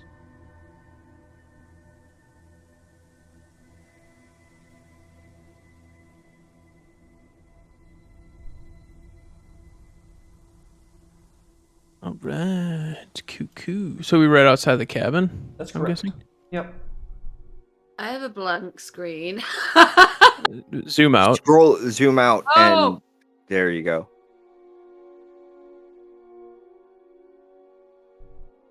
I was like, it's not loading. Is the entrance like clear? Like is it right in front of me? The entrance, you saw it was on the left-hand side as you came in. You're just on a big long wall made of rock. Okay, I'm just gonna keep dragging everyone around that left side then. I'm assuming there's a vision thing. Yeah. So as everyone makes their way across, you can see that there is a door right in front of you, and there's even a window along the cabin side next to the door. Okay. Absolutely no reservation. I'm walking in. Is I'm there any cold, light inside? I'm going to answer these things in terms of posed. Okay. The door is locked, and there is no light coming from inside that you can see from where you're standing. Okay. This is the right cabin, right, guys? Like he said, we could come to this one for sure, right? I'm Yes. pretty Yes. sure this is the one he meant. Can I walk over to the cool. window and look in? Yeah, go ahead and move yourself.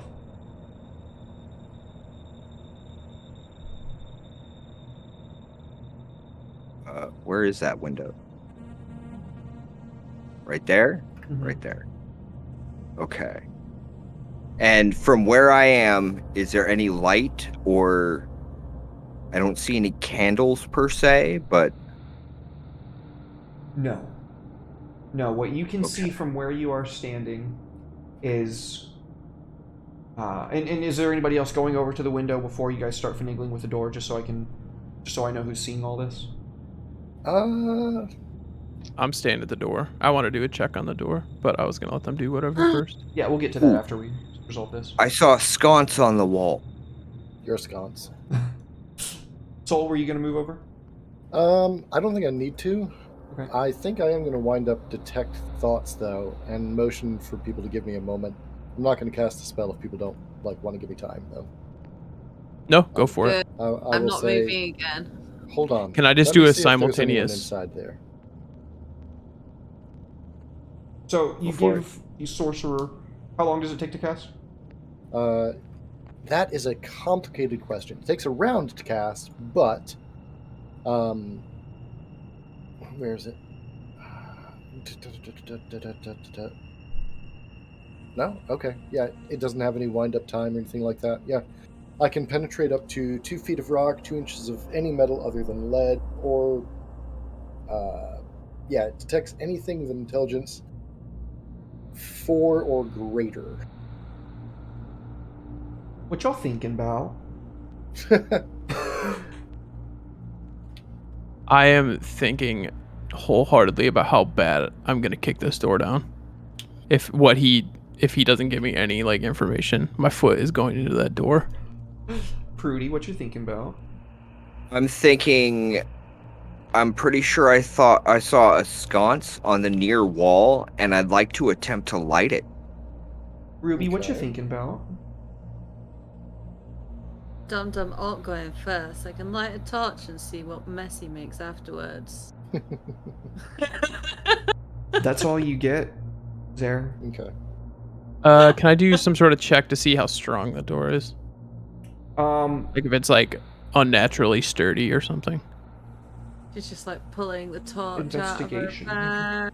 Okay, Investigation. I will let everyone know I cannot detect anyone that is thinking nearby. There's just no brain cells within 100 meters of this place. Not a one. And I use prestidigitation in order to try and light that sconce. You have to be within 10 feet. I am. And you cast... It is literally just on the other side of the wall from me. And sure. Flick'em-bickus. There is a source of light. Let me go ahead and add a candle. Oh yeah! Does this program also update light in real time? Oh, I accidentally I gave know you a it- token light. Hello? That was an accident. I did It's not mean got to weather do and everything. I love it. that. Yeah, I meant to do add a light candle and put it here. The sun's setting. Oh no. Yeah, you arrived at dusk, by the way. I'm sorry if I did not describe that amply earlier. Nice. So as best as you can tell, a door is a door, and this one has a sheet of ice, like somebody threw water on it, and it very quickly froze. If no one's gonna stop me, I'm kicking this door in. Zare just sighs knowingly. All right, so 3, I'm 2, gonna get my 1. thieves' tools ready just It's- in case. Athletics. Yeah, That's right. before he even starts reaching, my foot is in the air. It is swinging. Strength athletics, please. Boot.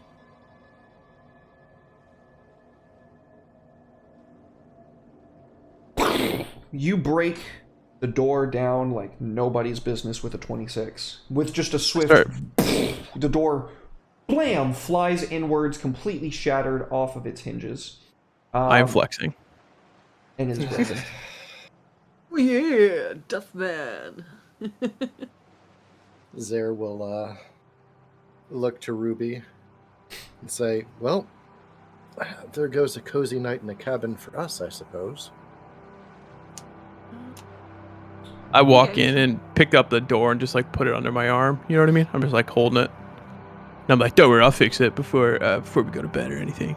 Jeremy, that is when you see what is on the other side of the map. As you go to bend down and pick up the door, when you come up, you can see this huge hole in the opposite side of the cabin where the rock and wood has clearly been completely smashed through. There is a table that has been flipped, and underneath it you can see a frozen human body. This person, their blood caked and frozen on their face and their lips, their eyes unblinking, staring at the ceiling above them. And that is where we're going to take our second break. Don't go anywhere, anybody. We are going to take a quick 10, and we will be back with more FROSTFALL.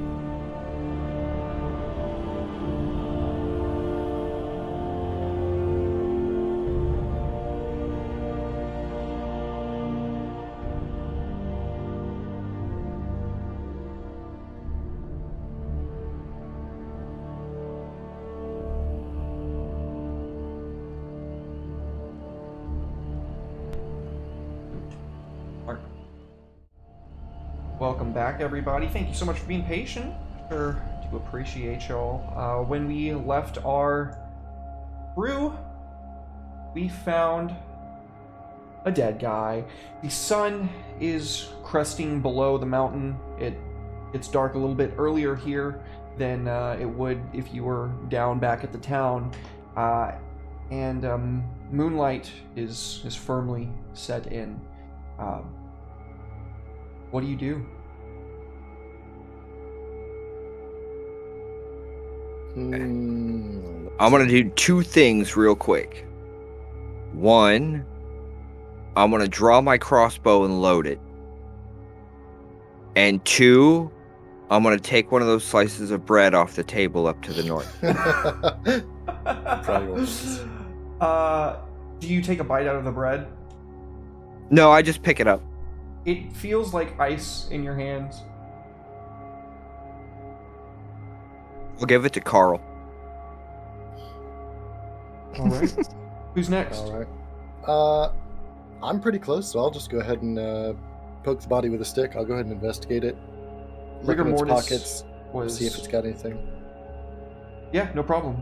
Rigor mortis was very quick to set in. It is very stiff, and when you pull the few gold coins out of his pockets, you also find a journal in his side pack. It's not very big. It's about a pocketbook size, and when you open it, you find charcoal musings. Some Okay, well, bits of poetry that they wrote. It's not very good. It's about like stuff that they see on the road. And then you also find in the back, as if it's like in descending order on the back pages, for lack of a better term, like a ledger of events, like made it to Frostfall, secured lodgings, began journey up mountain, made it to cabin, and then the very last entry that you see is more detailed than the rest. It seems like this was some actual like thoughts on what was going on. It seems very hastily scribbled, implying that whoever wrote this was probably quite fearful, and you can gather that very quickly because it outlines their arrival to the cabin and how it felt like they were being watched the whole way, but the storm made it to where none of them could even really see beyond it, and their God's damned mages wouldn't just cast a spell to try to clear the storm. Then it says that at night they came. We couldn't make out what they were at first, these great lumbering shapes in the shadows.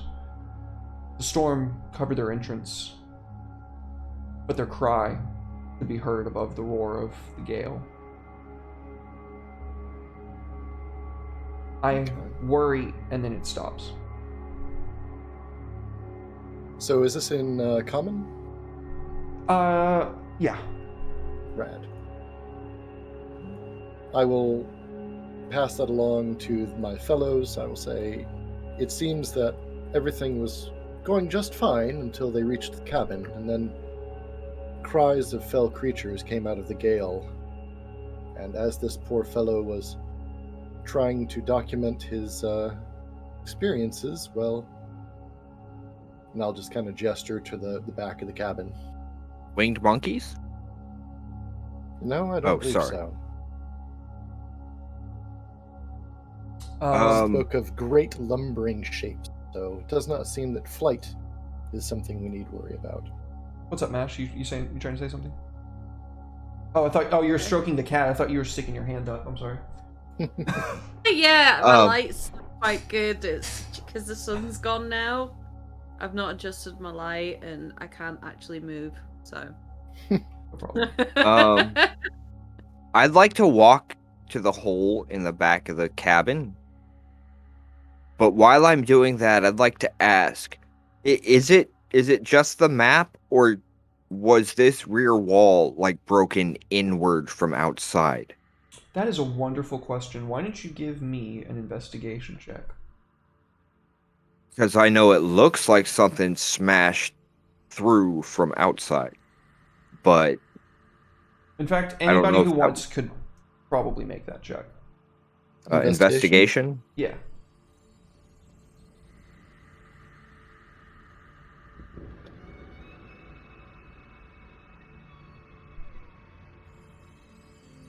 Zare, Oh, you're that was insight. Sorry. it's okay. Investigation. Uh, No, you did it right. did I? No, wait, you didn't do it. No, I did. I did. I was trying to do it left-handed. Oh. Alas.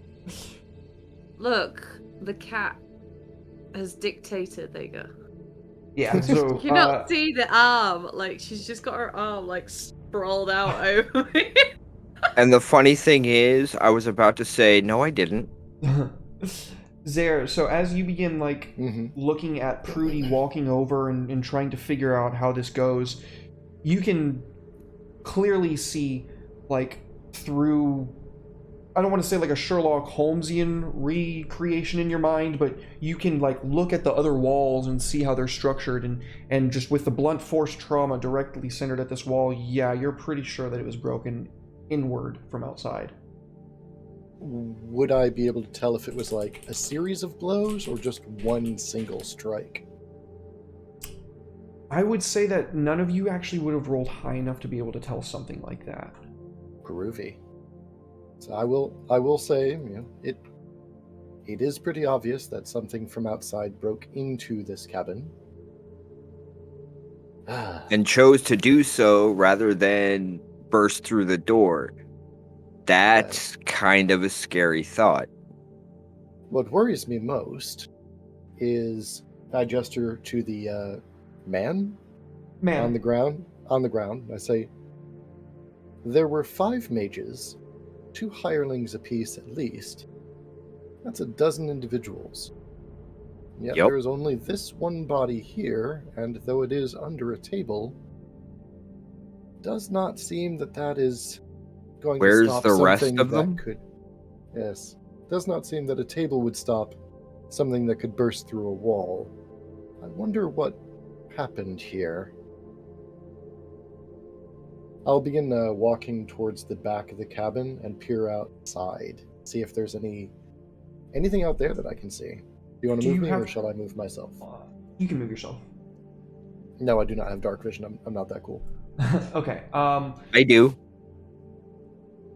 If So that would help. if you're going to be making perception checks, if you don't have dark vision, then it will be made with disadvantage. I'll give it a shot anyways, Hal. Got a pretty good wisdom score.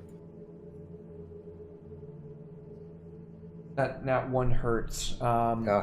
Happens. The storm is kind of coming in through this broken wall, and it's giving you snow blindness from the torch sconce behind you. Okay. So I will say something derogatory in Gith and kind of lean back from the wall, scrape the ice out of my eyeballs. Ow. Yeah. I'd like to step up and give it a shot. Just a regular check, please. Regular perception. Okay.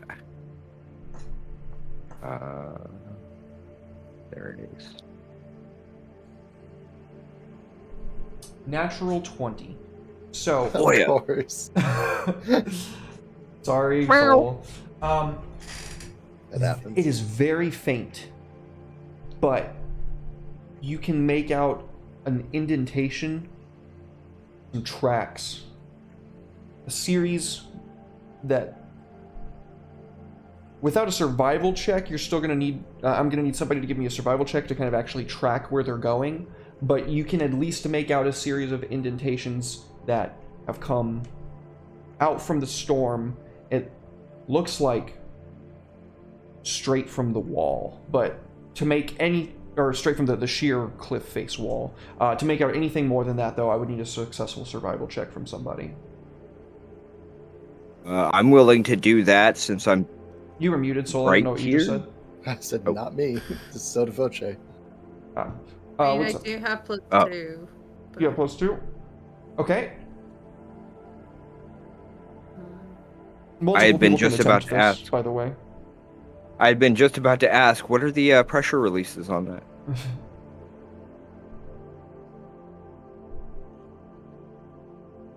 Damn. So you're able to follow around the side. Ruby, what you can see is the tracks kind of like loop around the side of the building. And when Ruby points this out, Prudy, you can see that there's two series of tracks. There's the ones that originally came in a pair from the cliff face, and then you see them split off from one another. One goes in a huge circle all the way around, and then both pairs come to the cabin, and then both pairs go back to the cliff face.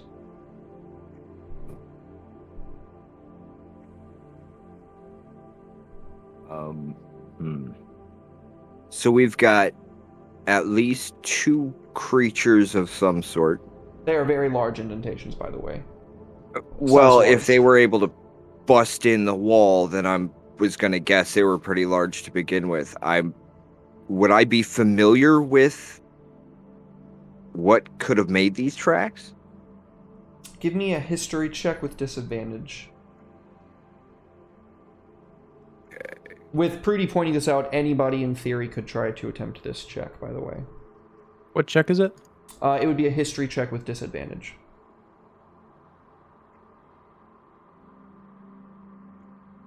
Did that do that right? It did. Okay.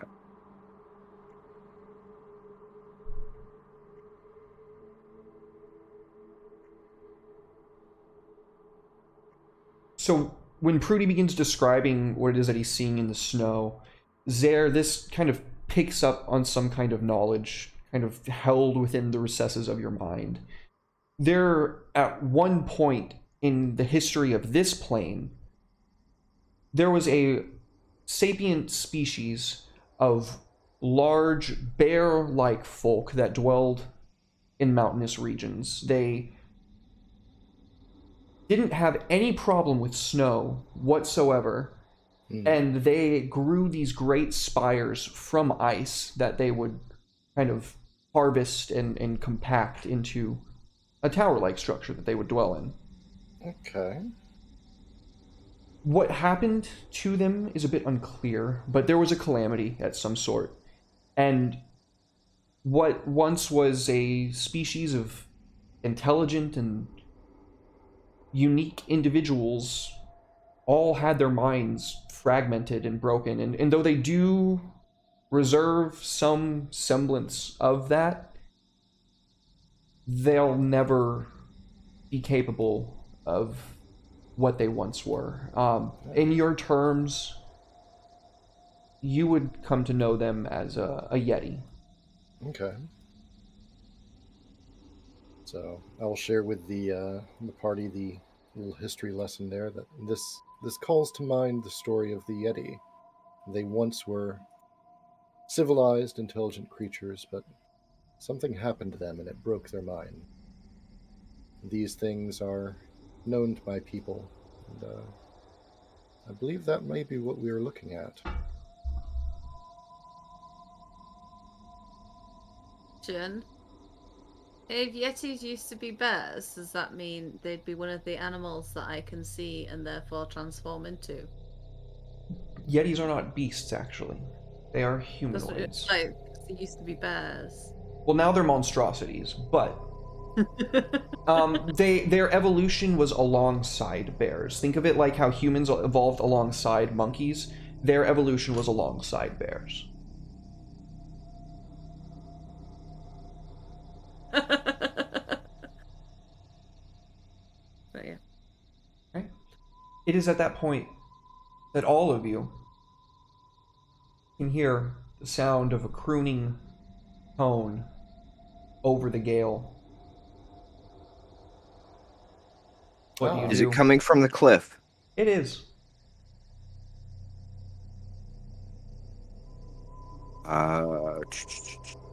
Sol, you're gonna say something? Ah, the cry of the Yeti. Fantastic. I will look at Jeremy and say, so, I believe this is where you earn your keep? Yeah. Obviously, bro. And I'm just gonna scoot right out. Oh, I'm gonna head towards the sound. Now, I will say we're not gonna be roped together, just because that's stupid. Yeah, I So I'm figured gonna we would try. have cut ourselves loose so, when we got to the cabin. Yeah, so I'm just gonna try and do my best, like as I walk, to basically like scoop a path.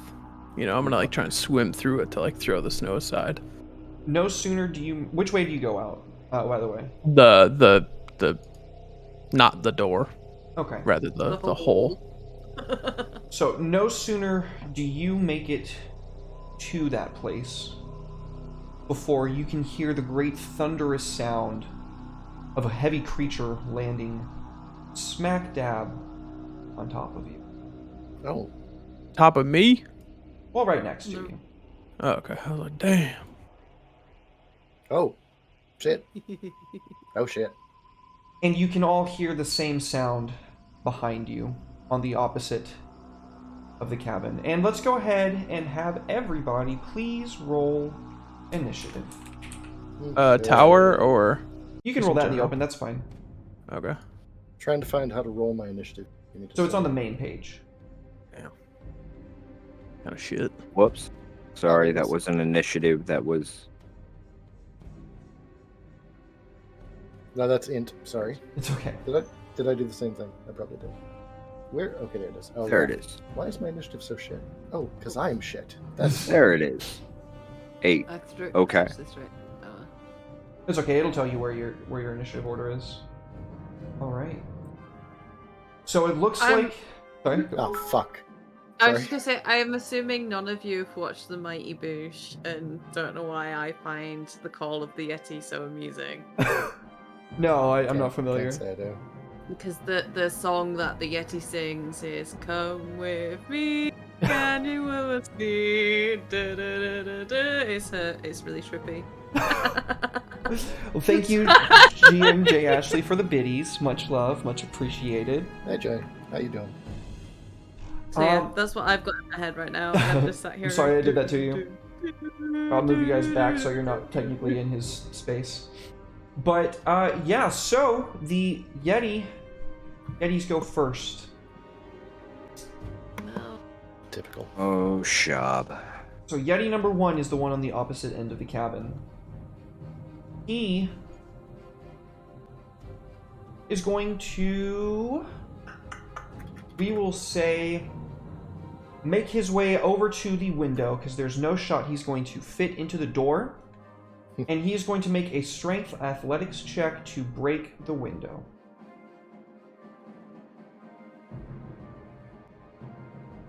And he succeeds, no problem. He shatters the window and begins to step through, and that is his turn.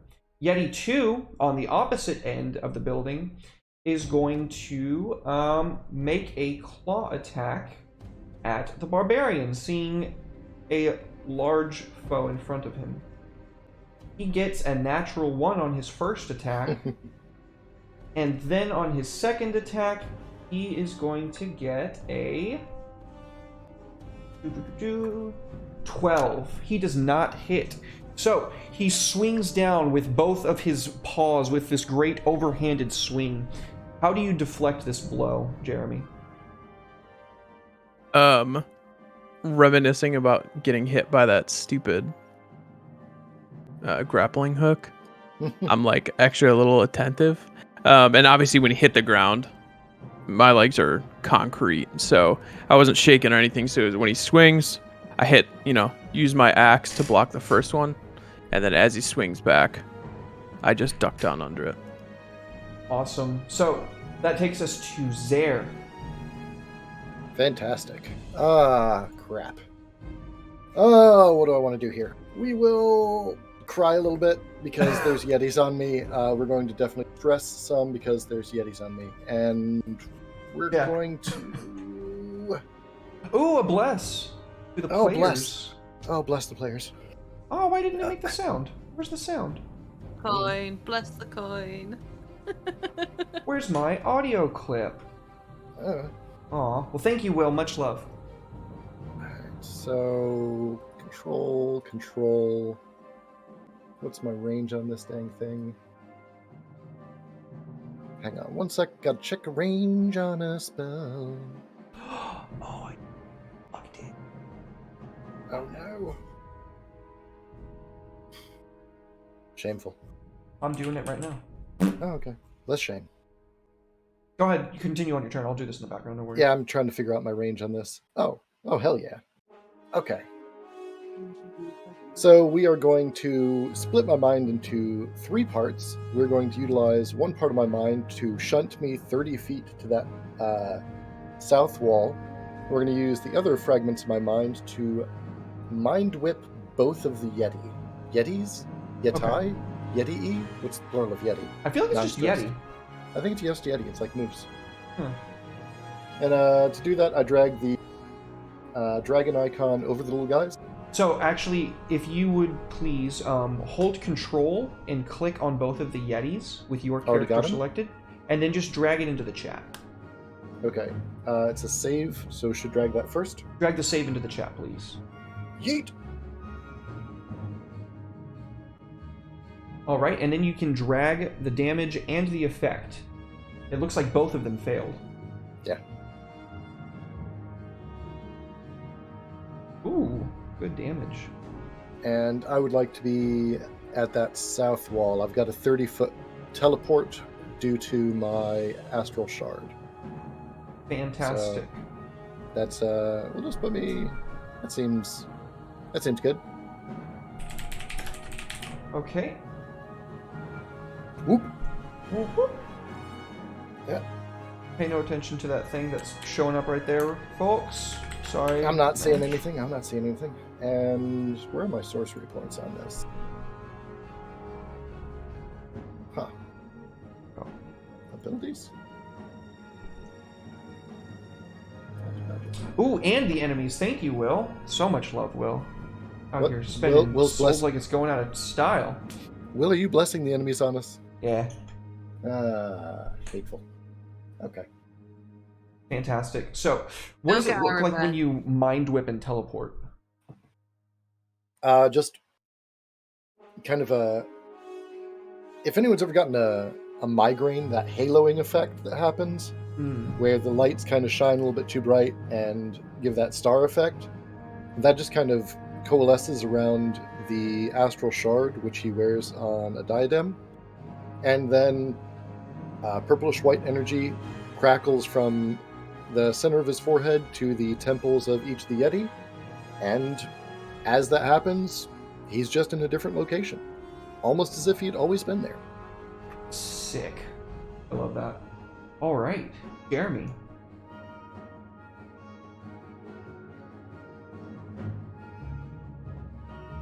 Oh right, I'm Jeremy.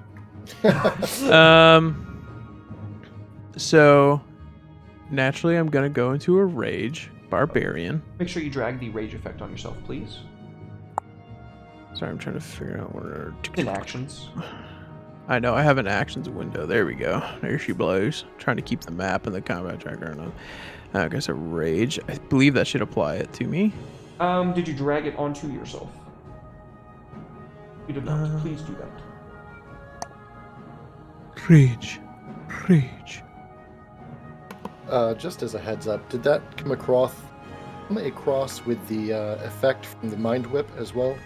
Because it's got an interesting one. Yes. They both failed, so yes. So on their turn, they can only get an act. Choose whether to move, action, or bonus action. They only get one. Ah, I see. Shutting them down. Okay, you did it for me. Thank you. Very cool. Oh, whoops. Okay, So, I did an it again on action- accident. Or a bonus action. Does it affect the reactions? Nope. Okay. Yeah. So I you accidentally did it again, so you need to take it off of me again. Okay. So the way that you I do it is by lied. clicking the magnifying glass. No, I lied. They don't get reactions next turn either. they don't get reactions. Okay. Nope. Cool. It's Awesome. punishing. Okay. That's a So anyways, punishment. I'm gonna rage, Okay. and when I go into a rage, I grow a tail, a big Okay. long tail, and I look at the Yeti and I say, "Bro, you missed your chance. So now, prepare to get messed up, okay?" And I'm literally just gonna all my strength. Are you going to reckless attack? Yes, sir. Will you drag that onto yourself using the magnifying glass? Whee!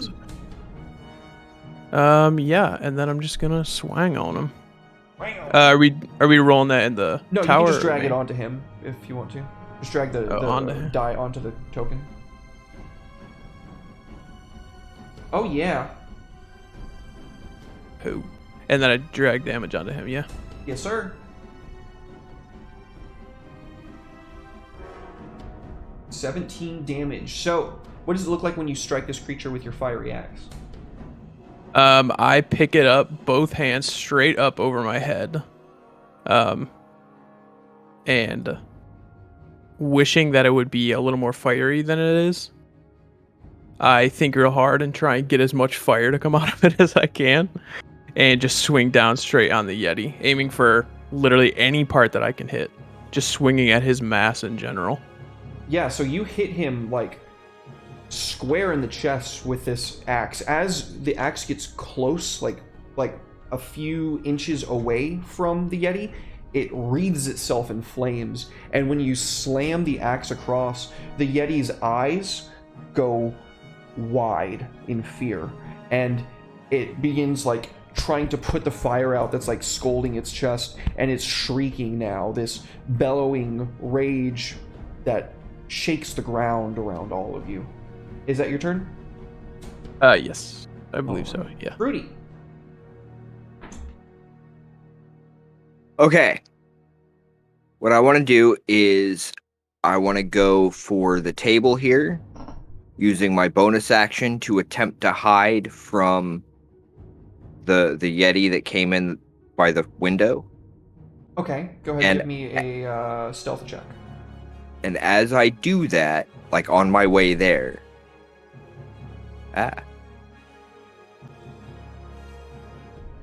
One second. Here's my stealth check. Okay. On my way there, I want to point at it and cast sleep. That is going to take you out of stealth, because that has verbal and somatic components, if I'm not mistaken. That's why I intended to cast it before the bonus action hide, but I worded it weird. Okay, But so go I'm more ahead than and happy drag the saving to- throw onto the creature first. Okay. Where? That's under... Yeah, you gotta click the action. magnifying glass under sleep.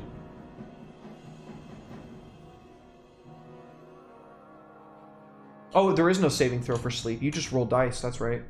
So how many dice do you need to roll for sleep again? I always forget because it's not the most commonly used spell, but it is a good one. So 5d8. Roll 5d8 for me, please. And just roll that out into the open. How many? Oh, wait. I use the... How do I... Just the d8s Add down at the bottom. multiples? You can hold the click and then right click 7 times. Oh, okay.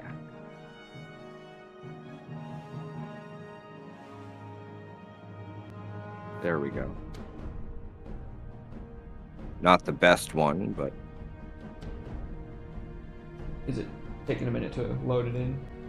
I'm guessing, because I dropped it into chat. Sometimes it does that.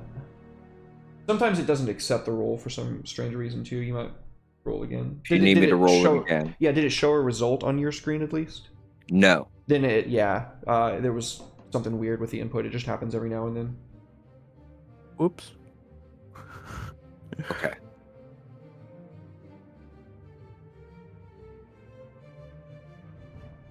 So just try again, and there you go. There we go. 27. So what does it look like when you cast sleep? I point at it, and I say, Nuhoi, and then go for cover. So we can see this expression on the Yeti's face slowly, like, get drowsy for a second, and then it shrugs it off very quickly, and it beats its chest in rage. And we'll keep your stealth check. It's going to make a perception check with advantage because it literally did see you run over there to attempt to hide from it. That is just enough. He is not 100% sure where you are. He knows vaguely where you are, but your exact whereabouts, he's not 100% sure on. Okay. And is that your turn? Yep, that's it. And that takes us to Ruby. Right. Ruby's going to cast Spike Growth on the Yeti on the left. Okay.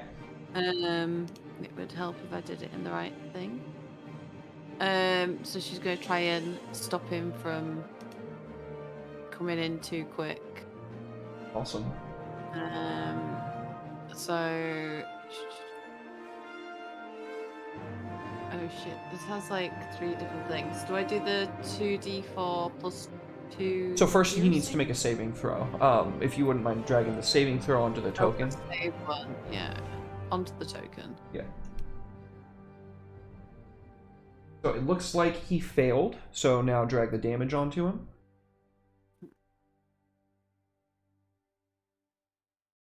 Onto him. And then drag the effect onto him.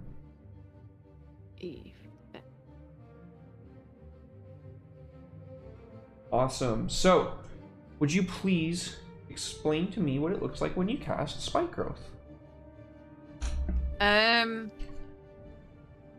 She's quite efficient in her spell casting, so she just kind of like pulls it up in like a swift motion, and these like spikes and vines just like shoot from beneath the floorboards and just kind of like twist and shoot between like the Yeti's limbs and like try and ensnare it. Yeah, absolutely. That is exactly what happens. The Yeti has these spiky vines wrapped around it and like its hands and feet, and it's just enraged, shrieking at all of you. It sounds like a mixture of like a gorilla and a lion yelling at the same time. Is that your turn, Ruby? I don't think she can do anything else. That was one action. Okay. So, good. All right, Yeti number 1. He is going to have to attempt to break from the spike growth, correct? What does spike growth do again? I've got it open here. The ground in a 20-foot radius centered on a point within a range twists and sprouts. The area becomes difficult. When a creature moves, it takes 2d4 piercing damage for every 5 feet it travels. Any creature that can't see has to use wisdom to see it. Doesn't say anything about Being restrained or anything? No, it just says that they take piercing damage every 5 feet. Oh shit. So he's going to be taken... so go ahead and roll that damage onto him 3 different times, please.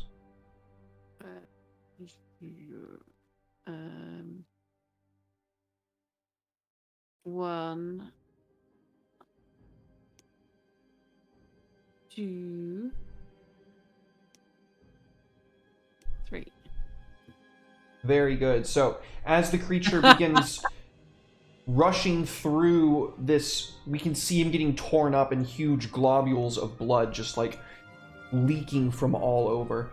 It just carries itself to the edge of this spell, and that is as far as it can go. But it does land right next to this table where it's tall, and I would say that because it's tall, it could see over the other side of the table to where Prudy ran over to the other side of. And now he is going to attempt to make 2 attack rolls. Actually, no, he is not. He is going to... He's actually so mad, he is going to use Chilling Gaze. I hate to do it to you, Derek. He moved. He can't use Chilling Gaze if he moved? He gets 1 action. That's it. You're right! Oh shit! Shut him down, dude. Good shit, Soul. Let's fucking go, dude. Crowd control. Hell yeah, man. Yeah. Good job. Oh, Wait, what? Soul's spell. Oh. Mind Whip removes their... If they fail to save, they can't get a reaction. You cut On off, their buddy. turn, I'm sorry. So that the party knows, with that Mind Whip, they can't get reactions, so we can run past them without opportunity attacks. They can only get one action. They can choose either a move, an action, or a bonus action on their turn. It only lasts one turn, but it does shut them down significantly. Very good. Yeah. So, free reign. Teamwork. And puts him in range. Mm-hmm. Good shit. Okay, well, Yeti number 2 then is going to use his Chilling Gaze. I thought you were hitting me with something else there. So, Nah. that is going to target everybody, who is then going to have to be forced to make a Constitution saving throw. Please hold. Constitution saving throw. Did you just force that one on us? I did. Looks like awesome. Cool. Oh, okay. Oh, so we don't You have to took care roll. of It it just for did it us. automatically. Okay, cool. Yes. So, this I failed. you did fail. So did Zaire. So he locked into melee combat with Jeremy. I think that as Jeremy slashed across him, it scared the creature, and he is now looking over all of you, and in an attempt to give himself some breathing room, he uses this gaze on all of you. The icy air begins to get even colder, and when you, those of you who fail, you take the full amount of the damage, and you are paralyzed for a minute unless you can succeed on a saving throw. Oh, shit. to That end counts it as on their your turn, yeah? Yeah. Okay. And that is going to take us to there. Well, I'm paralyzed. Indeed. I can't move or speak. I'm incapacitated. What's that give me? Can't take actions or reactions. So I guess all I got is my saving throw. Okay. It is a Constitution save.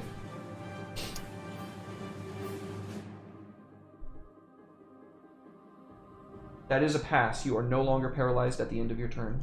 Fantastic. So I'll shake that off. I will be super pissed at that. Yeah. All right, Jeremy.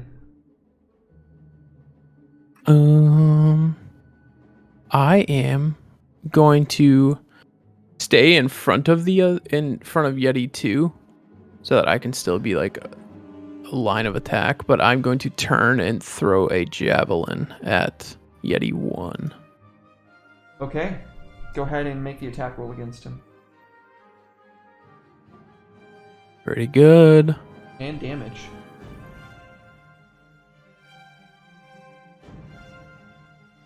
Ooh, that is a hearty javelin throw. Why was that +9? A D6 +9? That's strange. Is it because I don't know? I might have fucked up on That's- something. Oh wait, no, I fucked up. I did it as a melee attack. So let me do it as a thrown attack. Oh, it gave you your rage buff. Okay, Oh, 10. He's not dying. He's got one more hit point than he would have just had. Okay. Which he's still Oh, yeah, very my close to dying. Yeah, so your javelin pierces him straight in the guts, and he takes a couple of steps back for a second and looks like he wants to keel over before he remembers that if he does move backwards, he's just going to die from the spike growth spell. Oh, no. So he just kind of catches himself on these brambles before howling in pain and righting himself as best he can. Is that your turn, Jeremy? Yes. All right, Prudy, you too are paralyzed. Yeah, I need that con save. Go ahead and attempt it for me, please, sir. You are still paralyzed. I'm sorry. You needed a 13 and then an 8. That is going to take us to Ruby. Uh-oh. Pinged at me. It didn't do that last time.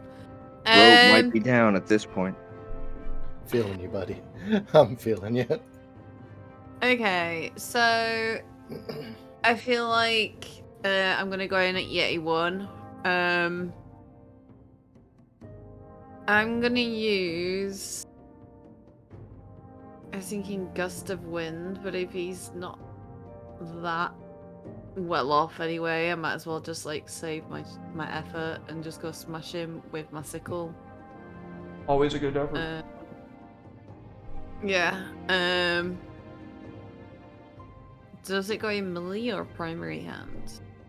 It is probably your primary hand, I figure, because it's also your spellcasting focus. Okay. But I mean, it's So your yeah, call. I don't know. I'm gonna just like, cause you know the squishy's paralyzed. Can I move 10 feet? For sure. So yeah, I'll come in and smack it with the moon sickle. All right. 13. 19.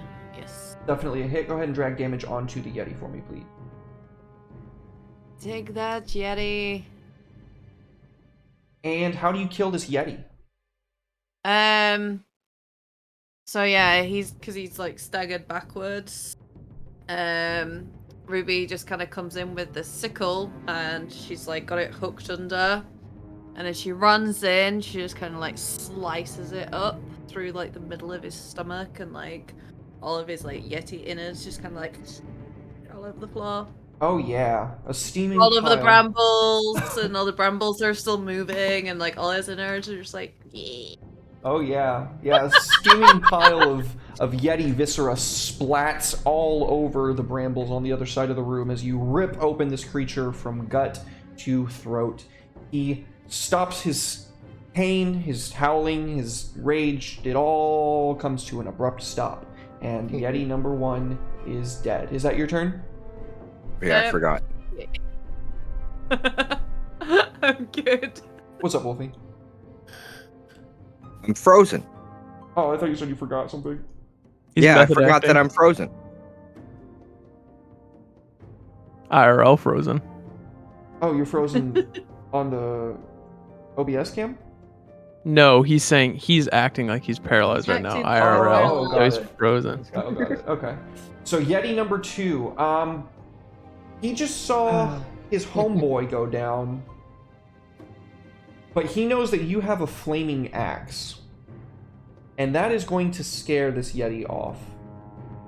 This Yeti is going to attempt to retreat. Does he have his actions back? He would. So he is going to take the disengage action and run 40 feet away. He has a movement speed of 40. So Must be that, nice. yeah, that is going to end this combat. Thanks. Do. Alright. So does that mean the minute's up? Once the Yeti fucks off, he gets out of range before the minute's up. I would say probably Okay. at next round you are freed. Alright. That moonsicle that guy gave me wasn't he too bad? Just kind of like clean it. At which point, just like when nifty. when the paralysis drops, Prudy being on his back with the crossbow being aimed up at the giant Yeti that had been there a second before, fires into the ceiling. Whoops! Yeah, I didn't get nobody, did I? there's the thunk of a coral sinking into the wooden ceiling above, and a dead Yeti at the ground. What do y'all do? Anybody want to get belts? Just kind of like twirl the sickle.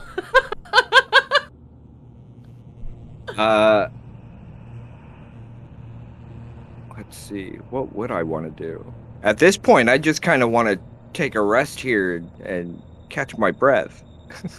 All right. Is So- anybody injured and in need of healing? I can heal you. Yeah, they definitely I are.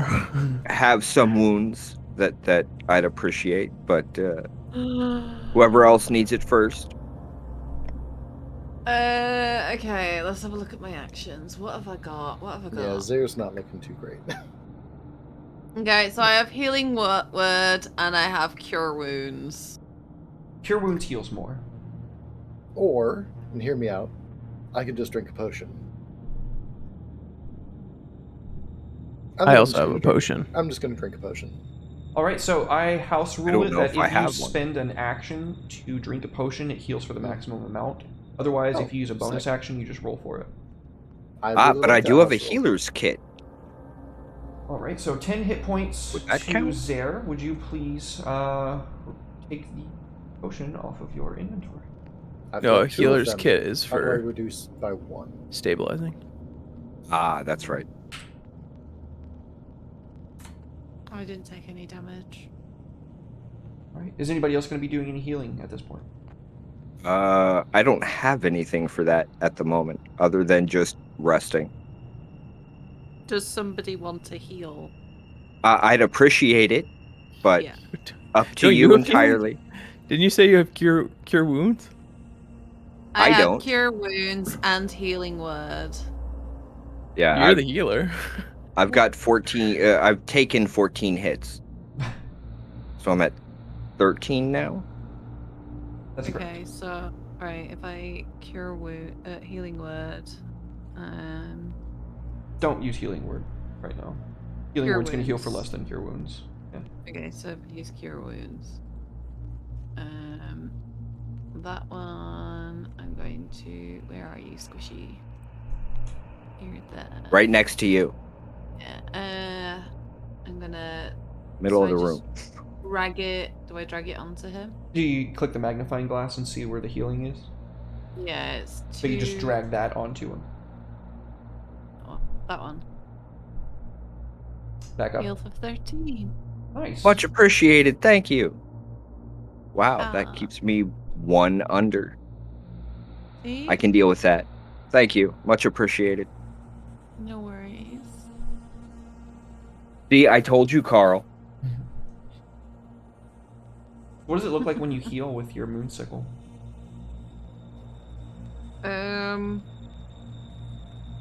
Just kind of like whips it kind of like over the surface of his wounds, but like not actually touching it. So it's just like the flat of the steel or whatever it is.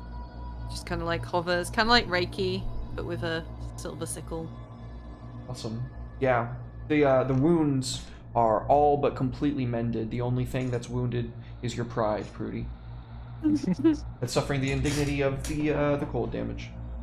And that I'm used to. All right. What do you folks do? Well, at this point, what is it we actually need to do? Do we need to chase after that Yeti, or do they just need information from us as to what happened? I have no problem chasing down the Yeti, just to make that clear. I would say what we need to do is we need to rest a while, catch our breath, and then figure out our next steps towards finding out what's going on with our draconic friend. I feel like something has stirred the Yeti from their more docile ways, and it may be linked to what is causing the storm as well. So I believe we shall go Great. further up the mountain. So short rest or long rest? It is nighttime. I say long rest. Okay. Time. Yeah, I'm just I'd be gonna go have fine a with look. that too. Yeah, no, I'm happy to do that, but Ruby's gonna look out and see if she can see which way the Yeti went. North. Because his tracks would be covered by the time we get up in the morning. Yeah, north directly to the cliff face where you can still, like, it hasn't been that long. You can still see him making his way up this, like, 500-foot cliff. So yeah, they're Okay. coming from higher up. Jeez. I'm gonna get a little fire started for us, using Okay. some of the rubble. Yeah, no problem. I'm just trying to see if I can use like any of my druid craft to kind of like refill the holes in the walls so that we don't freeze to death. It would be mending. mending takes 10 minutes, and you imagine that even with casting mending, it would take probably a day's worth of work to fix this building. Okay. There's no, like, I can't just, like, use the vines to push up against it. It would help, but for the sake of mechanics, that's how mending functions. That's how the Okay. spells work. Druidcraft doesn't really build buildings. Neither does mending. Mending just fixes what was broken. That is Yeah. non-magical. Okay, cool. I mean, I've got mending as well. We could put it in joint effort and get a little bit done. I'd say if the would two of you did it, you could probably do it in about 4 hours. No, that's That not puts enough. us pretty far into night. I mean, if the other But two we want to just like, is it possible to just like cover it with a blanket temporarily and weight it down? Nah. Also, the window has been broken as well. The other Yeti broke the window. Oh Got, yeah, like, and the door's three been plus the massive door that holes. we And the door. broke. Yeah. So does Put anybody the have door any back. tents or anything? I got a tent. I have I a might 10. have got a 10, actually, yeah. That's I wonderful. think that's the one thing I didn't grab. Well, I've got Oh my my gosh. bedroll and whatnot, but Yeah, I have a bedroll. I'm also a cat, so I've got fur, bedroll, and a blanket.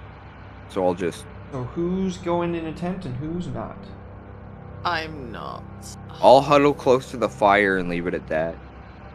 I'm gonna need. Yeah, I mean, I've definitely. got What's that? I'm So I'm definitely going to get into a tent, but the other thing that I was thinking is if watches. We've got 2 tents. We can split into 2 watches. Go Yep. that way. I'll go I'm ahead and happy with take that. first, if that works. Okay. Yeah. that's great. That's a good idea. So because nobody is not sleeping in a tent, I know that was a double negative. I'm sorry. I'm about to make it a triple negative. Nobody has to roll a Constitution saving throw versus suffering a level of exhaustion versus sleeping out in the cold. So first watch goes by completely uneventful. The second watch goes by mostly uneventful. Right there at the very end, when the sun is beginning to peer itself over the horizon off to the east, you can make out a shape high up on the cliff, watching, waiting. And that's where we'll take our final break. Don't go anywhere, anybody. We are going to take our final 5 to 10 minute break, and we will return with the final hour of Frostfall.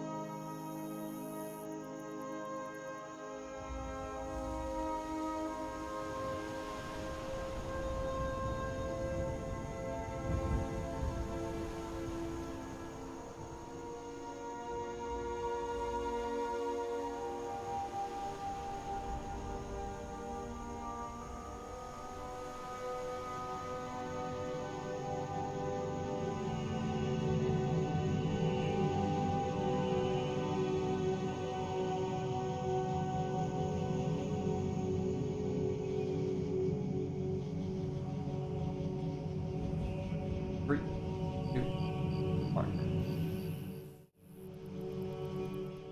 Welcome back, everybody. Welcome back. Thank you so much for your patience. I sure do appreciate it. We are going to conclude our session with the final hour. My fellow gamers, this is now the time of the session that we like to call the Skill Challenge. So, you have taken your long rest, packed up your camp, and now the last thing standing before you, the last leg of the journey, I'm going to need 5 successful skill checks of some sort before I get 3 failures. If I get 2 failures, something bad is going to happen to whoever failed. If I get 3 failures, you'll make the journey, but it's gonna cost you a little bit of resources in terms of hit points or something. So let's go ahead and explain to Mash and Pabu, because I don't know if you guys know how I like to run skill challenges. You don't necessarily know what the number starts at with the target DC. Every 2 checks, it goes up by 1. You can use any of the skills at which you are proficient. However, you yourself may not re-roll the same skill. However, you and a different party member may still attempt the same skill and count for separate successes. Spells, depending on the spell, you might have an opportunity to just completely earn a success because it is burning a resource. And that is kind of the long and short of how I like to run skill challenges. So what skills do you guys use, and you can decide who goes first, to scale this 500-foot sheer cliff face? I mean, naturally, I have to use athletics, right? If you'd like, I mean, it's been a basic slam dunk this whole time. Acrobatics for me. I would Parkour. like to take a little bit of time as we're breaking camp to just stand there and stare at the wall and kind of plan it out in my mind. I'd like to investigate like what possible climbing routes could be available. Not like perceiving them, but just kind of going, okay, so now we're on there, and then we go there. Huh. Yeah, that sounds good. Awesome. So let's start with that, if you wouldn't mind giving me an investigation roll into the tower. Sure. Into the tower with thee. No problem. You plot this out in your mind like a champ. If you'd like, you can narrate your success. So yeah, as I'm doing this, Zaire will open his mind to the party and just imprint with his voice like, all right, looking at this here, I'm no expert in climbing, but this seems like the shortest, straightest route. And as he brushes minds with people, he'll kind of pull insights from their responses and thoughts, and just work as a team effort to build okay, this will work. We will all be able to climb this route. We know who's going to be in front, who's going to be behind. We've got parkouring going on. We've got power climbing, and maybe some spider scuttling. I don't even know what Ruby's going to do. Ruby's a little dwarf druid. Awesome. Yeah, you all get that clear as day. Now it's just kind of up to you to execute it. Who would like to go next, and what check would they like to make? I'll go next, and I'll do a good old-fashioned athletics check. Okay. And I'm doing it in the tower? Yes, please.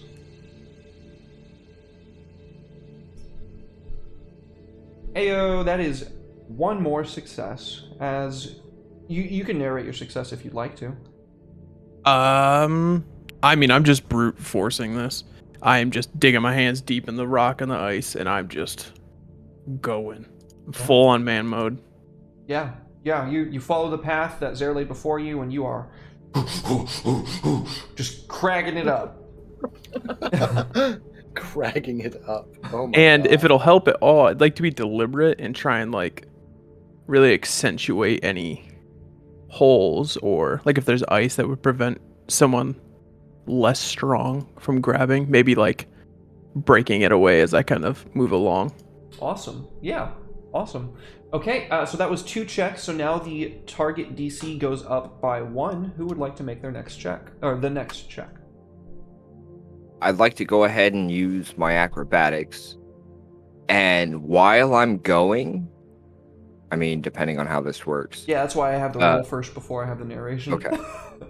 There you go. That is another success, so please, Wolfie. So as I go, because I had picked up that, or because Ruby was able to hand me that other climbing kit, I'm gonna use some of the gear from that to kind of add in some additional anchors on the way, using my natural feline abilities to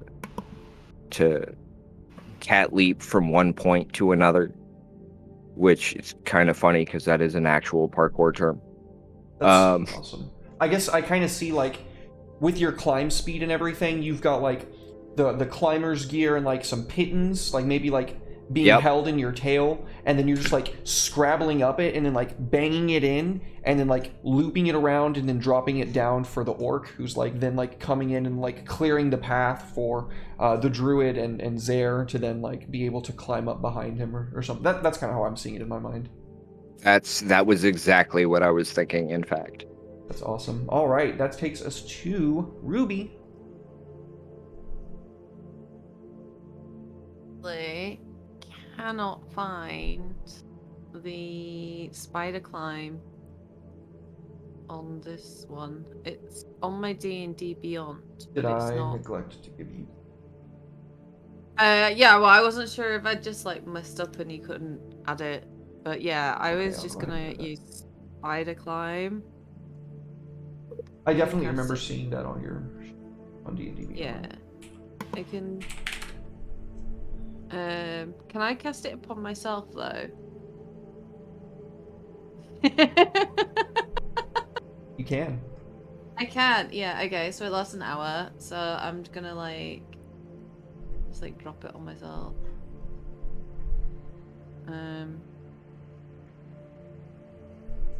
And then, do I need to do like an acrobatic? No, that is burning a resource. That's considered an automatic success in my book. So yeah, I went last because I had the higher thing to beat. So. Well, we've got one more. We need a total of 5 successes. So we've got 4 successes, no failures. Soul, you started us off. Would you like to bring us home? Sure. So, okay. Regret. Regret. Well, it makes sense because everybody else is kind of making their way up the mountain too, you know? So, here's my thought. We're getting to the real sticking point, right? We're getting to the point where it's probably the hardest. The conditions are really difficult, and we've been climbing for a while. We're probably some combination of exhausted, tired, frustrated, ticked off, and maybe a little bit of fear. I'm actually going to take you up on the option there. I would like to cast Calm Emotions so that we can push through this last bit without any fear, without any sort of distractions, because in Gith society, emotions are the enemy. Clear, cold logic is what will keep us going. So I'd like to burn a spell slot and do that. I love it. That's great. That's brilliant. Yeah. Even though it's not your strongest suit, most of the work has been done for you. So climbing up isn't necessarily the problem. It's getting everybody in the right mindset. You can narrate your success if you'd like. Yeah. So just again, reaching in with his mind and kind of asking people to trust him and embrace the rigorous kind of discipline that he was raised with. He's going to channel that and reinforce those ideas so that we can all push our way up. And doing so himself, he's going to reach in past his discomfort, past his very obvious dislike of climbing up a cold freaking mountain, which if he falls, his brittle little twig-like body is shattered amongst them. Just kind of push through that and focus on just following the plan. Absolutely. Fantastic. So, in order of arrival, I will go ahead and share the map with everybody. I believe that it would be Ruby arriving first because Spider Climb gives you equal movement up vertical surfaces as your actual movement. And Prudy, while you do have a climb speed, you are also hitting in those pythons for Jeremy. That would be then Jeremy and finally Zare. So, you should all be able to see where you are at. This Very is cool. where you all arrive. Thank you very much. The blizzard is coming in full effect. As you can all see, this cliff face before you. There is barely what you were able to tell. A break in the cliff face before you. Up the road.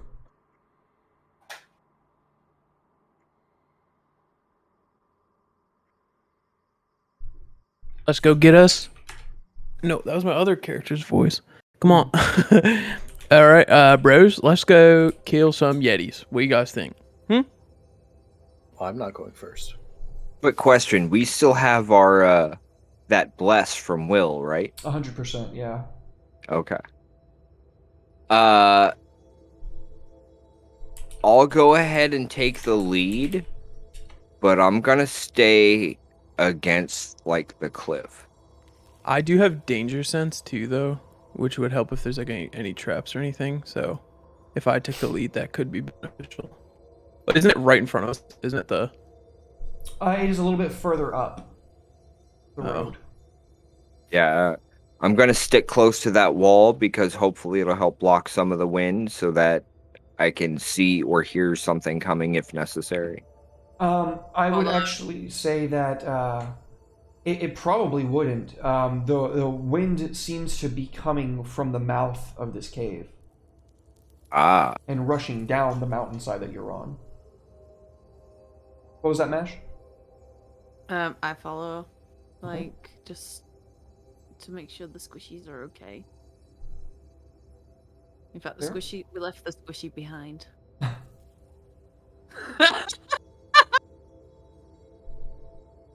see. All right, so good. Prudy's leading then. We're going in.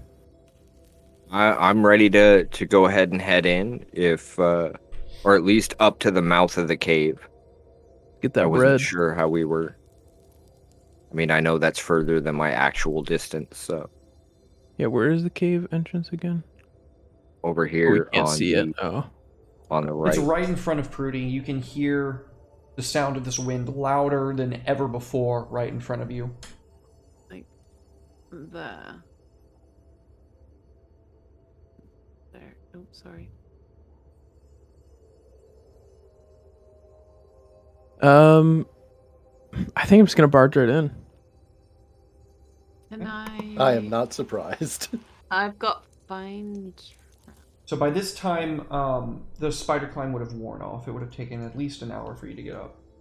It'll be nice and say that it only took an hour. Rally up, team. Come on, let's go. Should we check ahead for traps? I could do that. Yeah.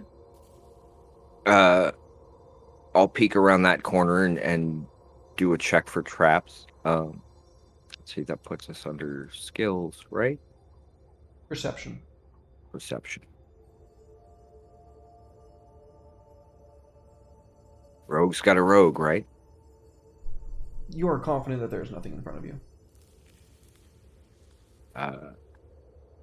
Yeah, it looks clear to me. That's all I need. I'm gone. So Jeremy, you are the first to take I'll in follow. this site. And I'll go ahead and move everybody over so they can all see what I'm talking about. Oops, didn't mean to double click. Oh. There is an Arctic ecosystem in this room. You can see a couple of trees and this hole in the ceiling where sunlight allows for such things to grow in the dome of the roof above. There are these ancient stone walls, caked and covered in moisture frozen to a crystallized form, and all up the ceiling is this ice. Down on the ground, beneath probably several feet of ice. You can see the remnants of what was great, what was once legendary. A silver dragon skeleton beneath layers of ice. And on the opposite end of the room, in this huge stone marked with planar runes that kind of hurt your heads to look at, in the very center is this extravagant, elegantly carved, beautiful silver sword pinned into the middle of it. What do you do?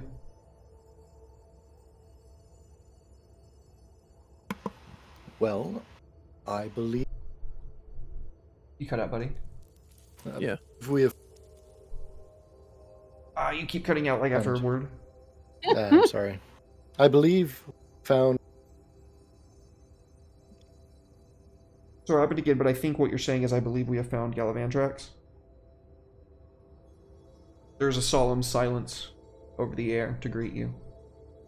The words bounce off of the walls.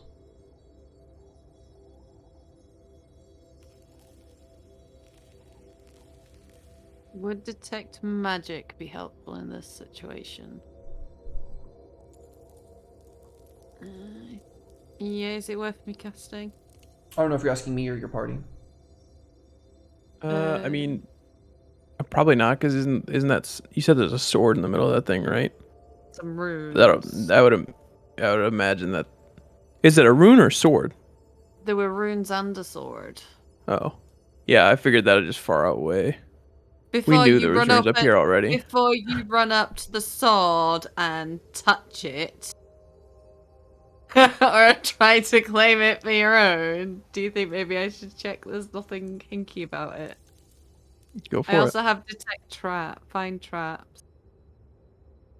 Would that be more useful? Your call. Give me options.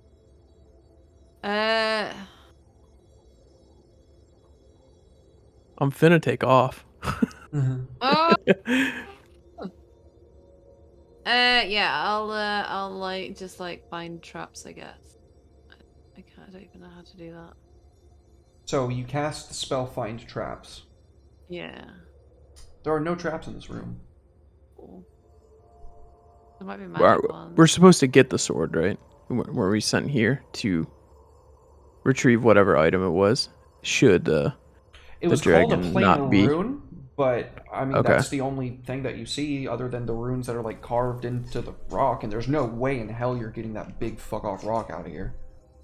So I Where do think well. that's a weird looking rune, but I think we're supposed to grab that thing. So we take it? Question mark? Anyone? Question mark? Say that again. Kier. Oh, now Kier's muted. Yeah, Oh, shit. Kier's muted. Yeah, Q, you're big time muted. I don't even think he can hear us. Try again. Ah, there we go. Okay, there he is. Sorry, my bad. I thought I'd fix that before I. Okay. Do we see any signs of the Yeti? And because I don't want to run out there and have them come like surprise us. You don't. Huh. There's no Okay, so footprints I- in here or anything. We saw them up here. Well, we saw them up here, not necessarily in here. I'd like to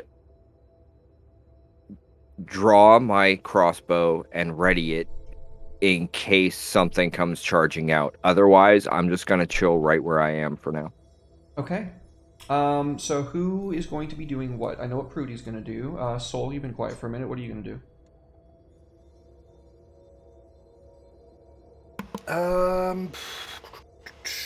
We're gonna. Oh, Cut out. motherfucker. Classic. It keeps doing it. Yeah, that's why I've been quiet. Detect thoughts. How much does that permeate again? 30 feet. 30 feet.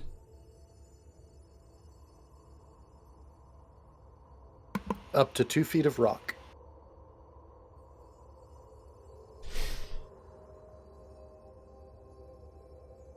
You said Yeah, that it I'm has just a thinking. minimum intelligence score requirement, correct?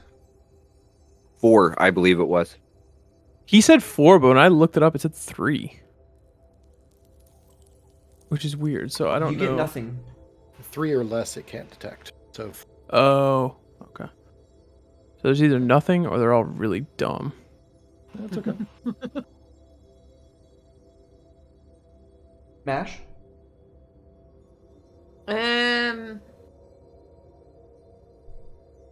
I mean, there's no traps, so I guess I could cast detect magic, but Oh, that's true. You already are casting Find Traps. I'm sorry. Yeah. So that will lead us to Joe, which I'm pretty sure we all know what you're doing. So I know that usually I'm just gonna like run in and like be the hero again, like I always am. But I say we take it low and slow, low and slow. step at a time. But let's move in. Barbecue? Exactly. Of course, the Okay. cat So- would think food at a time like this. So while I do want to beeline it, I do want to beeline it at a moderate pace. So everybody else is... How far do you guys go? I'm going to turn off toggle mode, and you can just place yourself where you'd like to place yourself. We'll just like go one at a time. Yeah, I think I'm just gonna move one square, and if everyone, Hey. I'll move one square, and you can all move. I just move over a little bit to keep a clearer view. I'm watching for anything coming at us. Is moving our full action? No, you... We're not in actions yet. Like, are we able to cast something else we're doing? Like, Well, Set we're it not in there, combat, leave it so there. You can do both. yeah, Yeah. can I just like detect magic whilst we're doing it, just in case? You are blinded by the sword. Literally, I need a Constitution saving throw versus vomiting. By how Me? No, just her. By how Oh. overpoweringly Oh. Where's arcane this thing is that she's looking at. It's on your main tab. It's on the right-hand side. Yeah. That is not Nope. enough. An 11. You fall to your knees and just you lose your breakfast, which very quickly begins freezing over in front of you. It's so blinding. You can't even stand to look at it. Obviously, the runes around it are magic as well. It's all magic, but the sword itself is like artifact level. There is only one of these ever, and it is very important to probably the flux and flow of the materium, the prime materium. Okay, so between blowing chunks, she just kind of like warns Jeremy of the overpowering sensation, but she's still kind of Jeremy, Jeremy, stop that!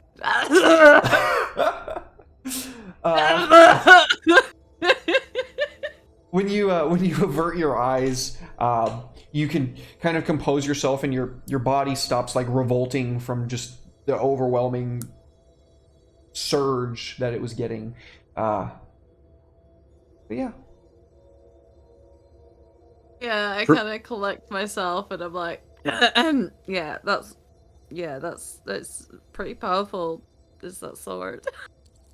Fruity, who happens to just see this from a distance, just ears go flat, goes into a kind of a crouch, and tail all puffed up. Just, I have no idea what the hell is going on, but something just happened, and like extra paranoid cat here. And finally, so- I'm going to need a perception check from Ruby. From Ruby or Prudy? Ruby, I'm sorry. Okay. I just wanted to make sure that I heard it right. Yeah, I didn't think that one through, did I? Prudy and Ruby. So, you are able to see this, just as I assume that Jeremy, you were telling me what? Nothing. I mean, you were saying something. Yeah, but like now that we're doing the perception thing, like it wouldn't make sense for me to say what I was gonna say. Well, So just so do you respond to Ruby calling out your name between hurling your breakfast out? I mean, I just turned around and looked at her. I was just gonna say something like I know it's scary, but like we're supposed to grab it, right? I was just gonna pose a question. That was pretty much it. So Okay. So, as you turn around, Ruby, you're able to see it only after the attack roll is going to be rolled. But this white membranous-like substance from nowhere apparates behind Jeremy and very quickly engulfs him. There is no attack roll that has to be made. It just does this. It engulfs Jeremy. And why don't we go ahead and have everybody roll initiative? Okay. Would I have just like snap fired seeing this? You don't see anything, actually. Ah, okay. I've been cocooned. That's on you, mate. Wow, good rolls, everyone. Oh no! I'm so proud. I'm so proud. So, you are... That's a lot of damage. Yeah. So this membrane just wraps around you, and you can instantly feel yourself like smothered and beginning to be melted. You are grappled, and now it is your turn. You are grappled. The target takes another bunch of bludgeoning damage and acid damage at the end of each of its turns. So, if you do not break the grapple as an action, you will be taking more damage. And you need to roll an athletics check to break the grapple. You can actually, on your actions page down at the bottom, there should be a break Yeah, I see grapple. I should still be able to go into a rage though. That's a bonus action. So you can give yourself advantage on it, if that's what you're getting. Exactly. Bingo bango. So I'm gonna go into a rage. Ba ba ba. I'm raging. Then should this roll automatically with advantage? I It believe. should, but if not, we'll go ahead and just have you roll twice. To you or table, or tower. Go ahead and just roll it out in the open. Oh, that's a nat 20, baby. Oh yeah. You... Oh man, this thing rolled a nat 22. But because you're raging, you got a +2 to that. And so your total of 27 is more than a total of 25. Oh yeah. Yeah. So it's like leached around you, part of these like tendrils inside of it, like still like trying to hold on as best as it can. You're just like elbowing and like batting this creature off you as best you can. Bro. Do you move at all? I mean that's the end of my turn technically. Besides movement, right? Yeah, movement's the only thing that you have left. You used an action and a bonus action.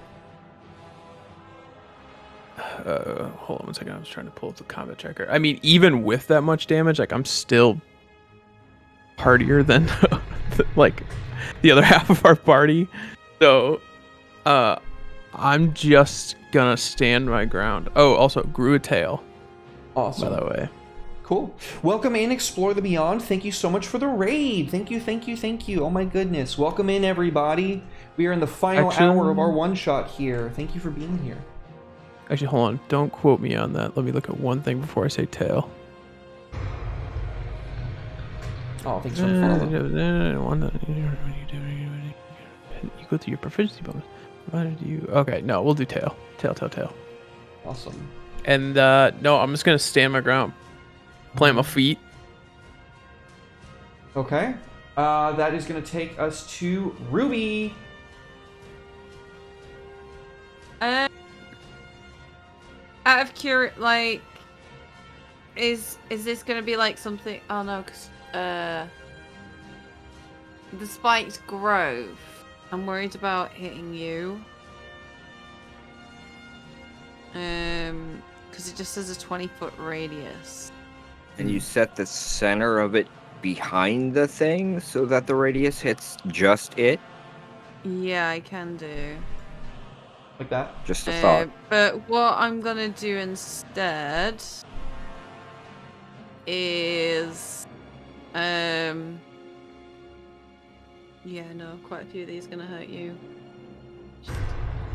I can use Gust of Wind, which does a line of strong wind 10 feet wide. It'll still So hit me, that'll regardless, still yeah. hit you, yeah. Oh, thank you all the homies for the follows. Y'all are so sweet. Right, I'm gonna go in with the spiked growth then, and I'm gonna set it behind it, just because it's got a range of 20 feet. Okay. Does anyone else have healing spells, or is it just Ruby? Just Ruby. Okay. Just Yeah. why is someone in trouble?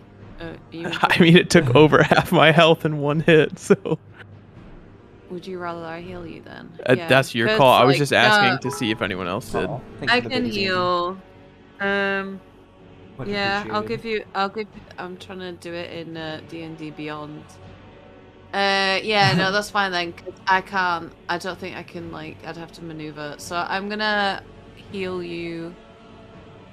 With Cure Wounds. So just drag that onto his token. The heal. Yeah. Nice. Nice. Fantastic. All right. Yeah. Okay. Is that your turn? End turn. Yeah, I'll end my turn. All right. So you would have had to at least move forward to touch him and then move back. If you don't have any movement, is that all you're doing? Yeah, I'll just stay there because, like, I want to be, like, between, but not in direct line, if that makes sense, because I don't want them to take me out in one go. Wow, 10 gifted subs. Jesus Christ, JJ! Oh my God, dude! What the fuck, JJ? That's You are so incredible, sweet. JJ. Oh my God, thank you so much, JJ. So much love. 10 gift subs. My God. Thank you for the biddies, Smashy. Thank you guys. Thank you so much. So much appreciated. So much love to you guys. Thank you. Okay, that's gonna take us to Zaire. Let's do this. Okay, let's hope that I do not in and out with cantrip. We're going to cast Mind. So, and yeet.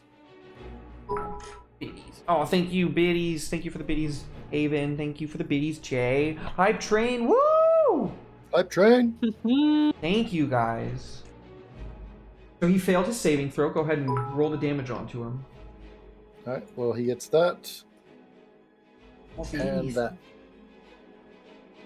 All right. So the creature hisses and shrieks, and you can see part of it kind of like bubbling. What does it look like when you cast the spell? Right. So Mind Sliver is pretty quick. I'm just going to convult my fingers in an arcane sigil, squint, and ram the Force My Psyche through my astral shard and into whatever accounts for a brain in this creature. It's going to take a little bit of damage, but more importantly, its next save is at -d4. So I'm setting it up Fantastic. for the Wombo combo. Excellent. All right. And is that your turn? That is. Prudy. Okay, so what I want to do is I want to go ahead and just drop my crossbow where it is.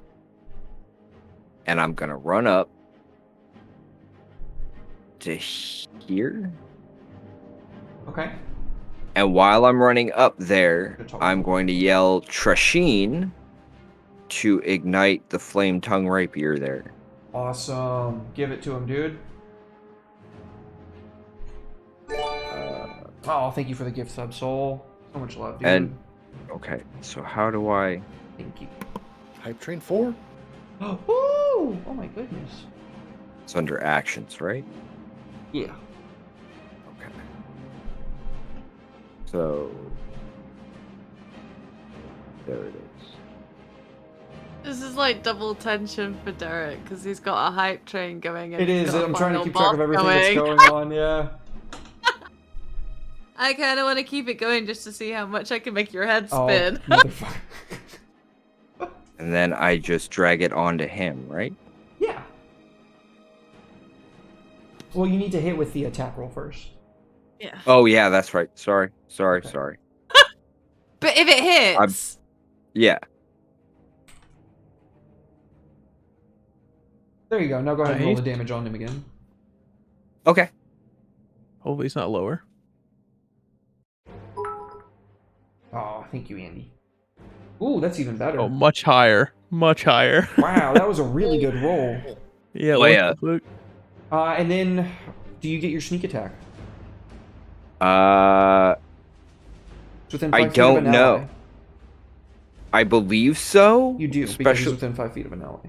Okay, so I roll another.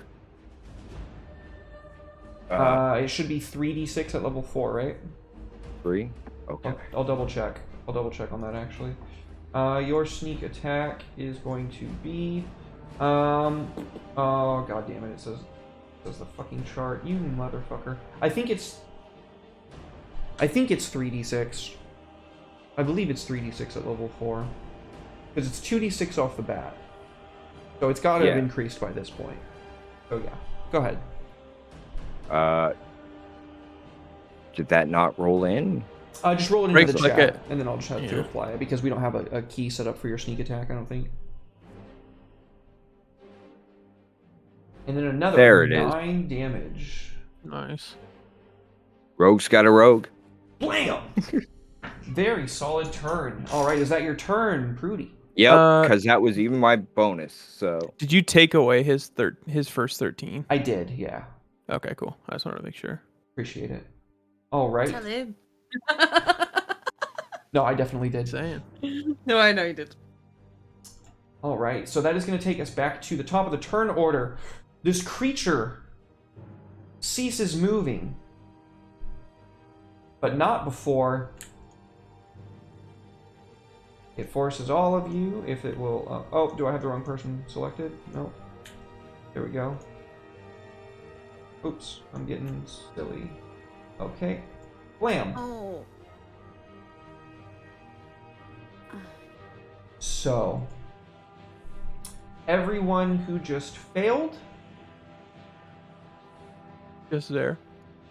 for 1d3 rounds, you begin suffering hallucinations as the spell Confusion.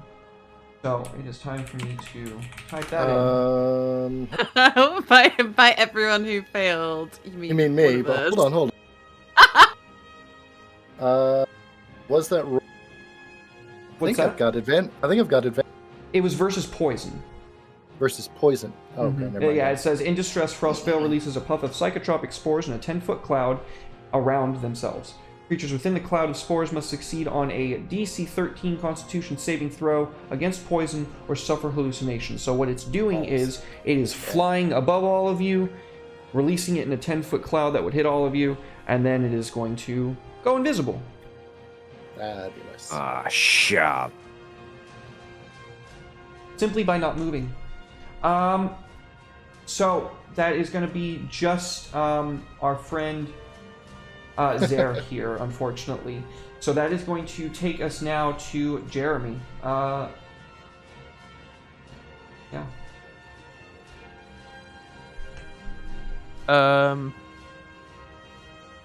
I'm just gonna swing in front of me, man. I don't have anything else. I am not a very versatile man. Alright. I'm on a duck. So I'm just going to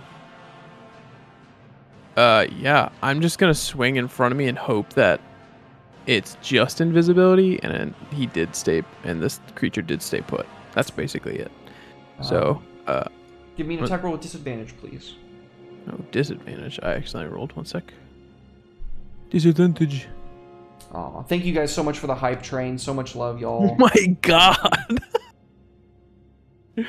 with disadvantage got a 25. All right, you still clip him, so go ahead and roll the damage onto him. Yeah. Thank you guys so much, love. Oh, that is a severe amount of damage. Finger looking good. So you just wildly swing your axe overhead and you feel it like catch on something, but you just continue on with a momentum before you realize you just ripped open this creature's stomach region and its acidic contents begin falling all in between the space between you and Ruby and there. There. God damn it. Why do I want to keep saying there? There. And beginning to eat through the ice. Is that your turn? Yes. Takes us to Ruby. Okay, so it's in between these two, right? Yes. So upon like seeing all this like acid viscera pouring, Ruby, she like spins around, and I'm now going to cast Gust of Winds. If I can do this right. If I've done this right. Oh, it's quite 10 big. feet. It's 10 So feet. I don't it's- think I can. So it's 2 blocks. It's either block on the side, so it would hit me and Zare. It would hit both you. Bloody hell! Why is everything so close together? I don't know. That's what the problem. That's the problem I have with my sorcerer for Avernus. Is like all my spells are AOE. It's So I a can big only use a room. couple. One There's of the so many reasons. guys. One of the reasons why I made sure that I stepped way to one side. So what you gonna do, Mash? I'm gonna slice it with my thingy instead. Then, will you? My cat is attacking my desk. All right, give me an attack roll with disadvantage against the creature, please. Did I miss something? How did it get on the other side of me? It flew. I said it flew up above you, Oh, and okay. then it released its spores. Oh, okay. That way, I could actually target everybody with that ability. Fair. That one. All right, give Here, it to him. and oh, he sat down. That's fine. Did that hit? That Eight hit. damage. You did damage. Yeah. All right, is that your turn? Yeah. So you strike out with the sickle and you slice deep into the front of it. It's shrieking. It's on its very last legs as we go to Zare.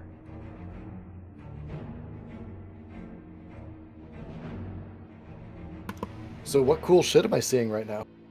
So in between the two orc and the dwarf, the orc is like probably trying to fend off these tendrils that are just wildly flapping from inside the creature that he's like cut out the underskin part of, while the dwarf is like just hacking and hacking and hacking with that silver sickle, lopping off more and more parts of it as she does so. Okay. And what about my awesome hallucinations? I completely forgot about the hallucinations, if I'm being honest with you. That's why I described that. Okay. So fair enough. I will say that the dragon in the ice beneath you is beginning to break out from the shell of the layers above it, and it's speaking your name, saying that there's no reason for you to be afraid of anything. You know, you've lived countless lifetimes. What's one more to you? And then I believe I need you to roll a confused behavior table. Oops, I need you to roll a d10. It looks like. Is that no, a d8? D10. D10 or D8? Actually, I'm just going to drag this table here and you can just roll the little thing and it'll automatically say.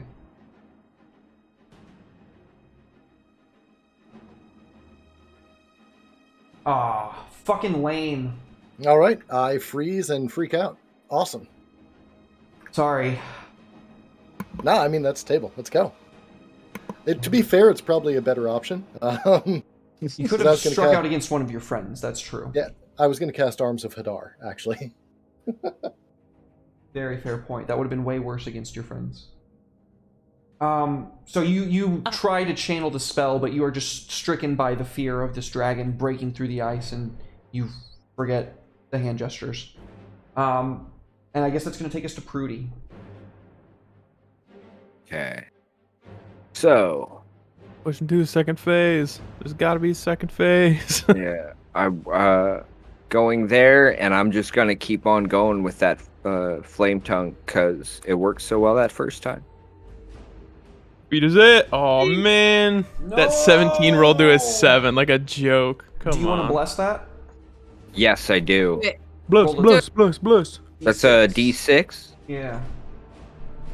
Man. Bless us, please. 11 plus 5, I think is what it comes to. 12 plus 5 is a total of 17, which does hit. How do you kill this awesome. creature?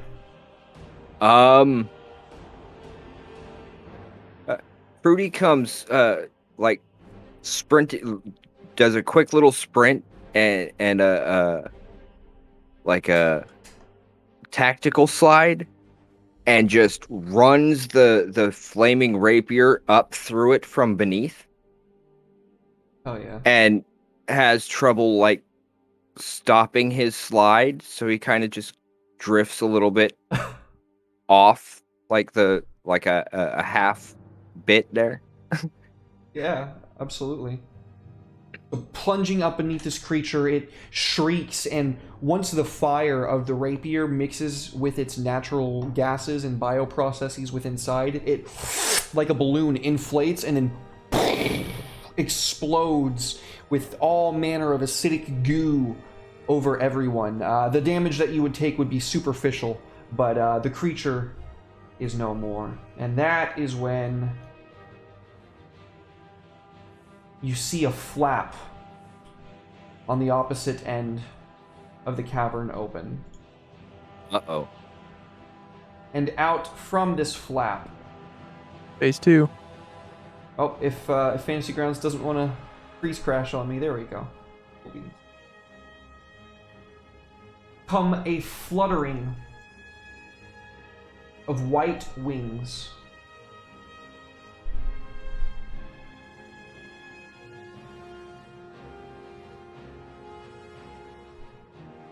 And let's go ahead and roll initiative again. I'm still in rage, right? Oh yeah, 100%. Okay. Okay. You said Back initiative. to here. Main. Initiative. Please give me a high initiative. Damn. Oh my god. 8. It's the lowest one. All right. So the ice methods go first. They are all going to kind of move out at once. They have a fly of 30 feet, so 5, 10, 15, 20, 25, 30. Okay. Okay, where are they going? I fucking wonder.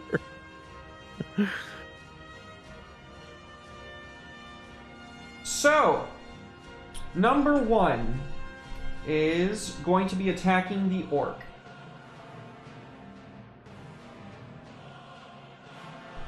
The orc gets hit and takes some reduced slashing damage. What's up, buddy? Well, hold on. I'm gonna do the tail, tail effect or whatever. So what does that give you?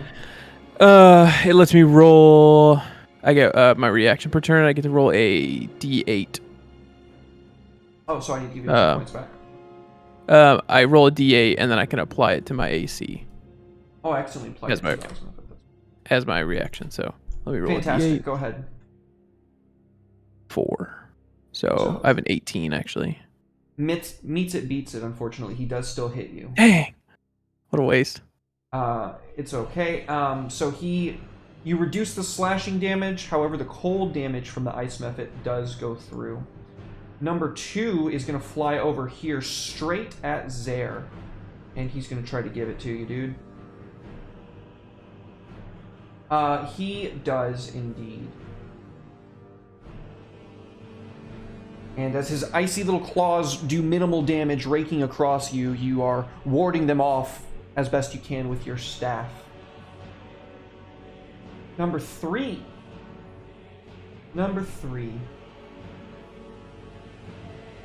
Number 3 is going to do something a little bit fucky. He flies straight into the center and explodes into a cloud of frost, killing himself in the process and obscuring this area entirely.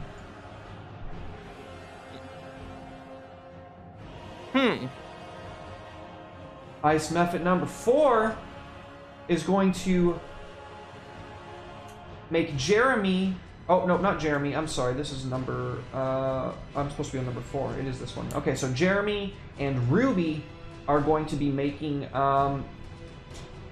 dexterity saving throws. Oh, you don't know. Yeah, I typically will do it. It's a nat 20, baby. Nice. So you take half as it breathes out this cold, icy breath that foams over all of you, leaving only number 5, who is going to make an attack roll with advantage against Prudy because of the obscuration. Rudy is full health. Miss. Nice. But with your preternatural senses, your ears twitch and you duck and dodge out of the way. That takes us to Prudy. Hoping Zara has something for this. Okay. I mean, Trying if to make sure that I'm not swinging anywhere near the last place I saw my allies. Go ahead. I'm gonna at disadvantage. I'm gonna swing, hopefully for the one that just took a swing at me. That's the intent, at least. Go ahead, buddy. So, you said with disadvantage? Yes, please.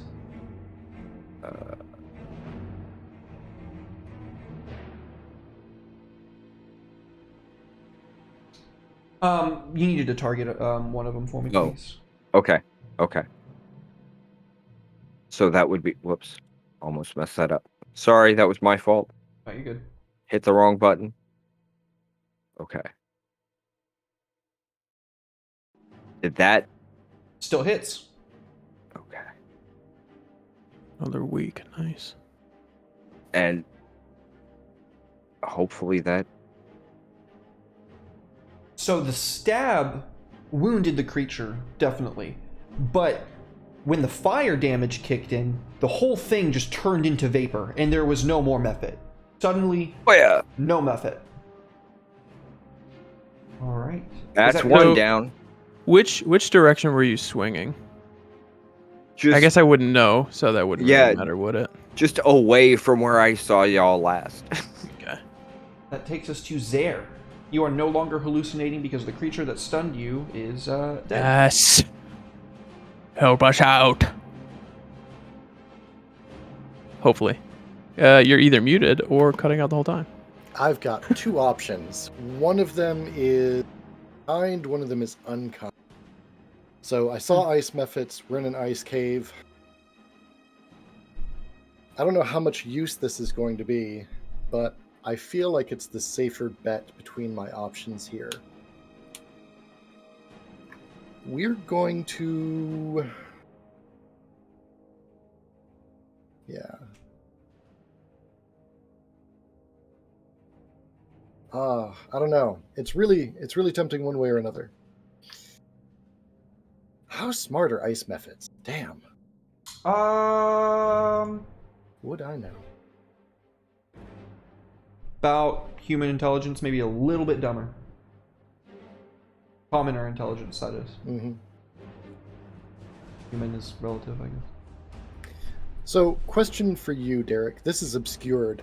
If I were to light a fire, like a 15-foot cube of fire, how visible would that be? Like, would that be visible through the obscuration or no? I mean, I feel like it would probably burn off wherever you hit directly with the fire at the very least. That's not the question I'm asking.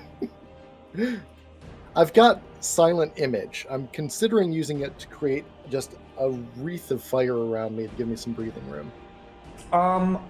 I would say that would be but if it's not visible through the obscuration, then I'm going to go somewhere else. Yeah, that the obscuration would kind of net that one. Okay, cool. Then I'm going to cast Mage Armor. Okay, go ahead and drag that effect on you. Yup. Yeet. Yeet. Should be on there now. All right, let's make sure that your armor class increased. What was your armor class before? 10. Oh, it didn't increase, so let me go ahead and apply that to you. Appreciate it. Yeah, you gotta hit the little effect and then just drag it on you. Bam. Now. Okay, I see. All right. Is that your turn? I mean, that's about all I got. I don't want to move. Ron just... Fair enough. Okay. Ruby. My right in that the wounds is I've had 4 damage, not that I've got 4 HP left. That you've taken 4 points of damage. Yeah, okay, because I saw that and mixed it up for a second and I shit myself. Like, I need to heal. Right.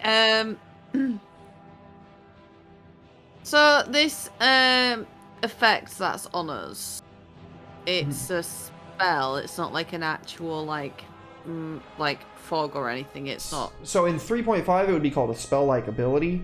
In 5e it's just an ability that the creature has. He kamikazes himself and creates a big puff of obscurement. Would I be able to clear it with wind? That's a great idea.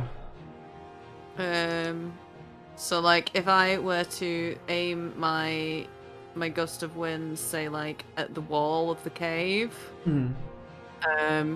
because it's a damage attack. So just to where the damage isn't probably affecting anybody, but the wind force is pushing the obscuration off of all of you? It doesn't actually damage though, does it? No. It just each creature must start with a success on a strength saving throw. The gust disperses gas or vapor and it extinguishes candles, torch, and similar unprotected flames. So yeah, I could do that. Okay, then yeah, I would say the Mephit's completely gone, as is the obscuration, and you are all able to see once more. Cool. That's my turn because I have to. That's one action. All right. We have one extra Mephit on there. No, there's 4 left. Oh yeah, because the 5th one wasn't dead; it was just dying. It'll get cleared at the end of the round, or it should. Ah, okay. Just making sure. Was that it, Mash? Yeah, I'll because I aimed it like at the wall so that it could like disperse the thing. So yeah, I will turn back so that I'm facing the fairy things. Cool. All right, Jeremy.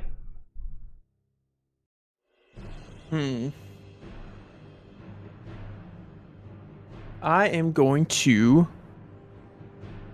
swing at... I don't know which one it is. I don't know if there's a way to identify it, but If you I'm going to swing... I'll tell you which one's which. Oh, 4. So I'm going to swing at 4. And I'm going to reckless attack. Reckless attack. Okay, here we go. Let me scroll up. Oh yeah. I was really hoping for a nat 20 to be honest. Because then I could have killed both of them. Game much really, are Oof. It is a glancing blow. That is. I'm so sorry to see that damage on there. That is really sad. Your blow, for all intents and purposes, should have killed this creature, but he was just looping up at an angle where you just cut off one of his back legs. That I guess Mephits don't really need those to survive. Is that your turn? Unfortunately. All right. I'm 1 level away from 2 attacks. So now is when you see a woman coming out from behind the flaps. She very quickly takes in everything that's going on around here, And then she is going to cast a spell. And this is... Okay, so she's going to cast it right here. Everybody within 5 feet. So that is going to be hitting everybody.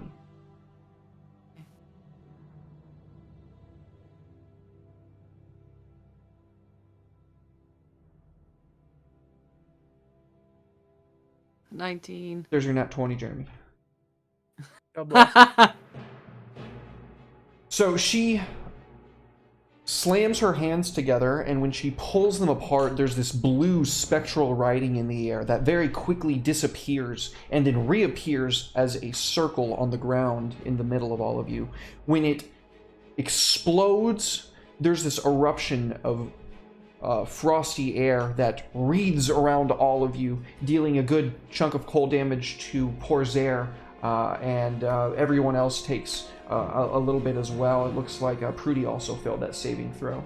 And that is going to be back to the top of the turn order. Rolling initiative. No, you don't have to roll initiative. Cool.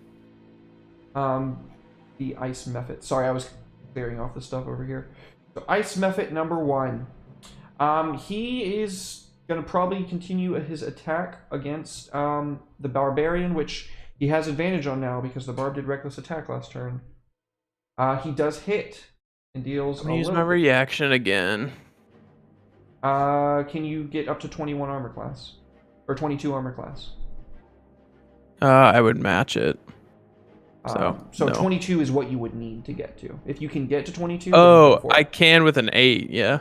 Okay. If you can get an 8, then he doesn't hit you. Here we go. 4. Fuck. Rip, dude.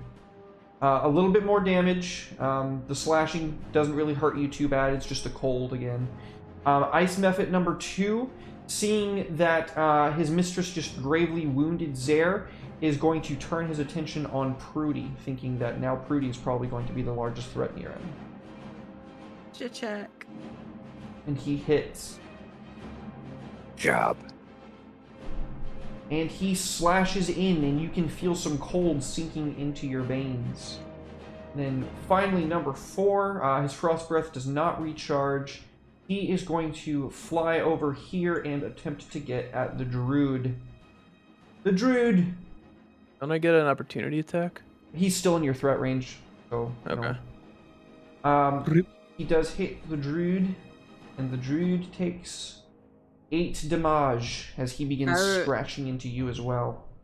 That takes us to Prudy. Okay. Couple of quick questions before I do what I was thinking. First question. If I were to throw in a flask of oil, would that flask break? Oh, yeah. Or would I have to open it first? It'd be a clay pot. Like a clay pot of oil. Yeah. Okay. Then I'd like to throw one of my flasks of oil at the newcomer. Okay, so that's going to take your action. And whatever it hits, I'm going to say Flickum Bickus and use Prestidigitation to light it. So that takes an action as well. Oh, those are 2 separate actions? It would require 2 separate actions. Okay, then I'll throw the oil and leave it at that. Okay, make a ranged attack. Just whatever ranged attack you have, just throw that into the chat for me. Okay, give me 1 second. My range would be probably Just use the bow's attack modifier. Yeah.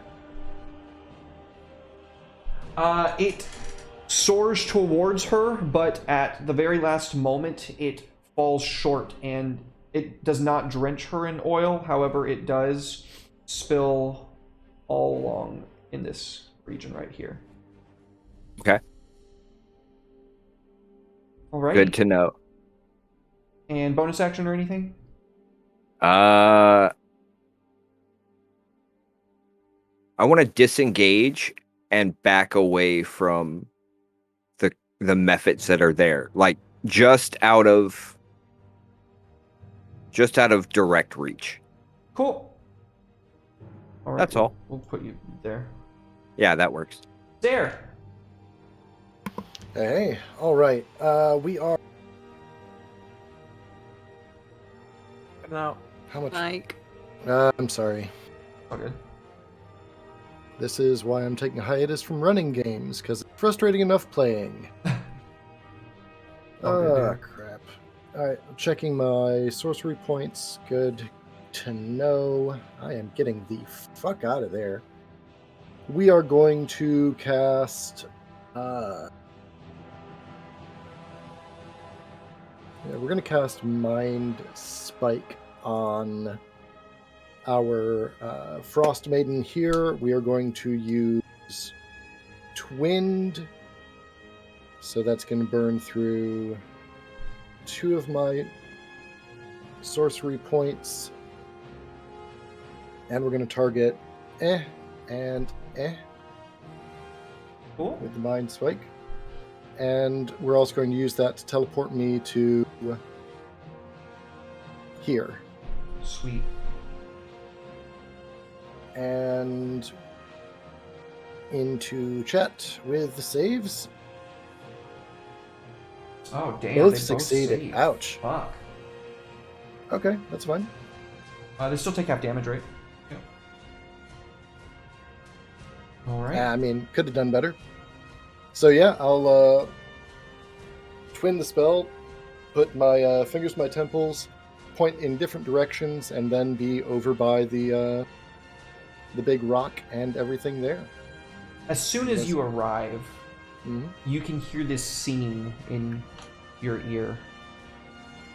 Okay. When you turn your head, you can hear it coming from the sword. Is that your turn? That is to get something out of my backpack. Is that an item interaction which I would have, or is that an action? Depending that'd on be what an it is, action. probably. Well, If I'm it's gonna something get that's this- easily like something that you could be like, oh yeah, I would just keep this on the side of my pack. Be like, yeah, okay, no problem. That's a bonus action. But if it's like I need to like fish for something, then it would probably be an action. Yeah, I'm probably going to need to fish for it. I probably wouldn't keep the scroll of teleportation on the side of the backpack. Fair enough. Okay. But yeah, that's the end for me. Sweet. oh, you're gonna leave us? Really? I got shit to do, yo.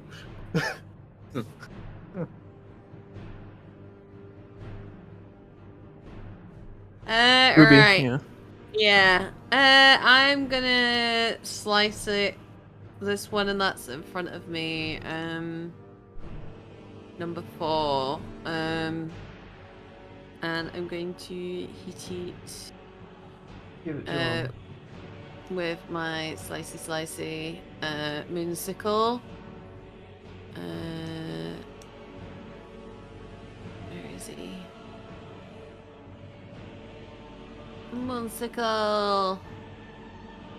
All right, that's a definite hit. 17, yeah. Slashy.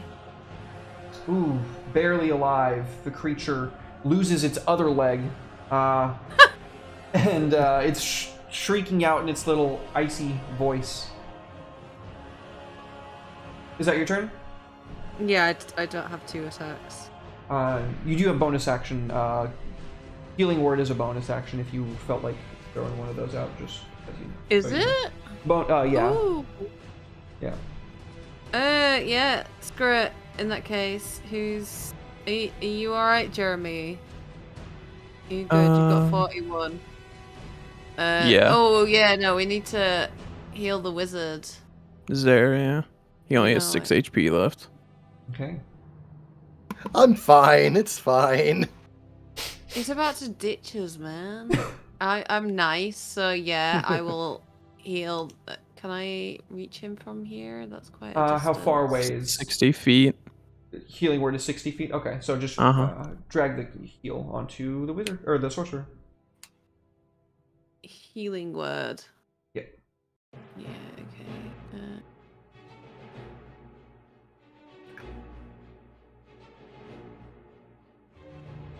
There, That's a you good feel heal. strength return. That is a good heal. Fantastic. I like Actually, that. Yeah. All right, that's gonna Too take late. Us to... Go ahead. Squishy. No, I said too late. It's gone now. Oh. Gone. Sorry, I keep feeling I'm talking over everybody. You're the Sorry. DM. Yeah, to be fair, that's kind of your prerogative. Fair point. All right, well, Jeremy. Also, what? God damn it! Say it. God damn it, Mash. Don't do it. it's also your channel. It's also your channel. Yeah, but I like, don't you want to could talk over people.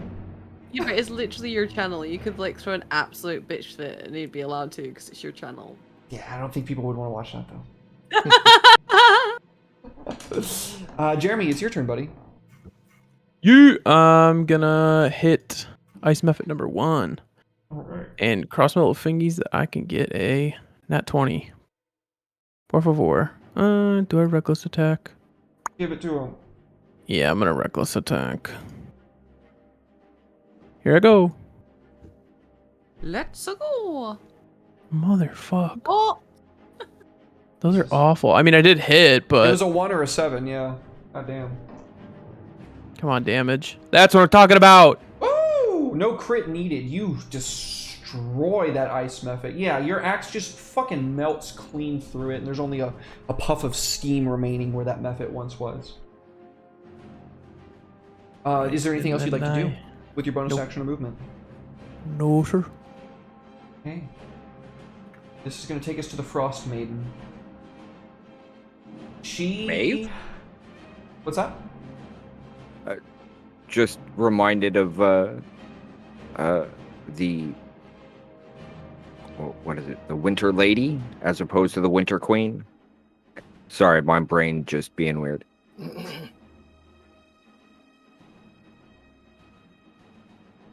Go ahead. Was just a name that had come to mind, that's all. So she's going to force everybody to make a strength saving throw within 100 foot.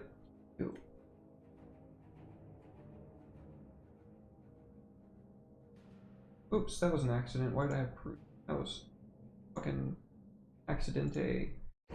Not what I meant. Okay. Retry.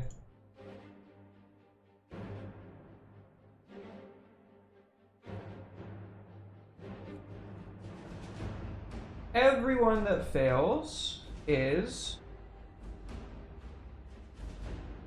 Boop. Everyone that fails is going to be pushed down. As you see the air from the dome, there's this like circle up in it, as I described before, where the light was coming in. There's just this huge rush of wind that's just pushing everyone who failed down into a prone position. And that is going to take us to Ice Method number 2. Ice Method number 2 sees that Prudy is prone, so he's going to try to make an attack roll with advantage against Prudy. Uh-oh. Not good. Not good at all. It is indeed a hit. He scratches into Prudy and deals some more very damaging blows.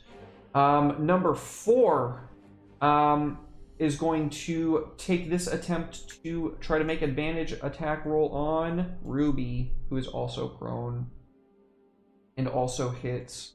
So they just begin like scratching as best they can. He deals minimum damage again, and that takes us back to Prudy. I'm gonna swing back at Method 2 with the Are you going to get rapier up first? Yeah, I might as well. Alright, so you consume half your movement to get up so that you do not make the attack roll with disadvantage. And I'm going to just swing at him. Oh, that wanted to crit so bad, I saw that.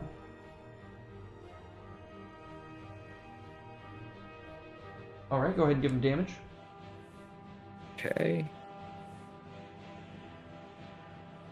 That ought to do it. Nice. Yes. These fiery weapons, man, y'all made some good choices on the fire. They are cutting them down. Is that it? Is that all, Prudy? Yep, that's it. Alright, that's going to take us to Zare.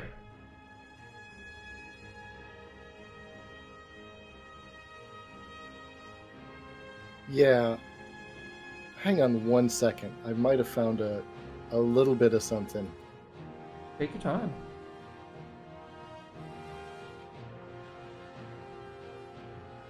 Actually, would I be able, like, as part of that turn, move 3 steps toward, or 3 spaces toward the stone? Yes.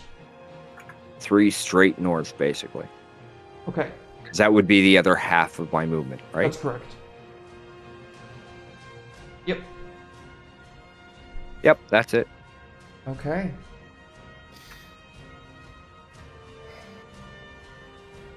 I'm doing a little bit of math. Quick maths. Actually, I don't think I need to now. All right. Oh, this is probably going to be bad. Actually, I'm feeling pretty confident. We'll go with it this way instead. We are going to burn the last 2 of my metamagic points, and we're going to try... Is it 2? No, I don't think it is. Ah, son of a bitch.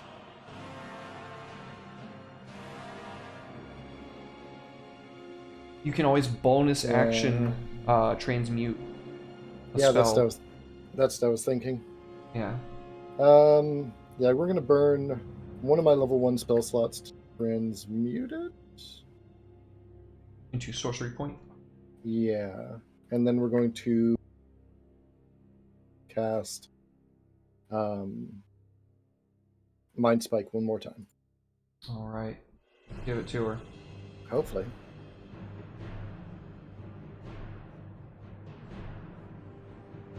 Damn Succeeded. it. That happens. It's fine.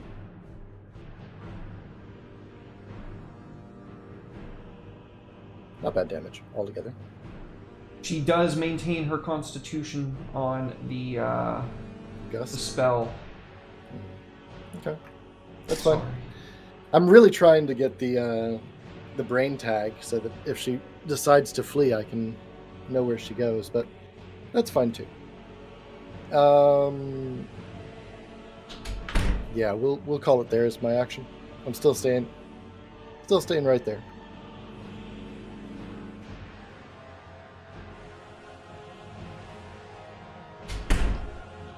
All right, Ruby. All right. Get it. Let him know. I'm going to. I think I'm just gonna like splash this last little fairy and then maybe rush in to go help. So let's get that.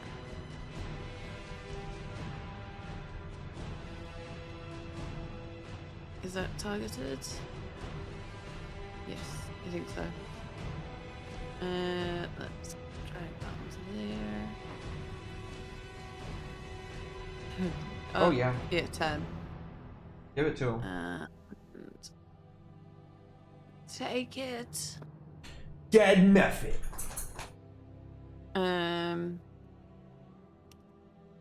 How far can I run? You have 30 feet of movement. Or 25, because you're a dwarf. I'm gonna go.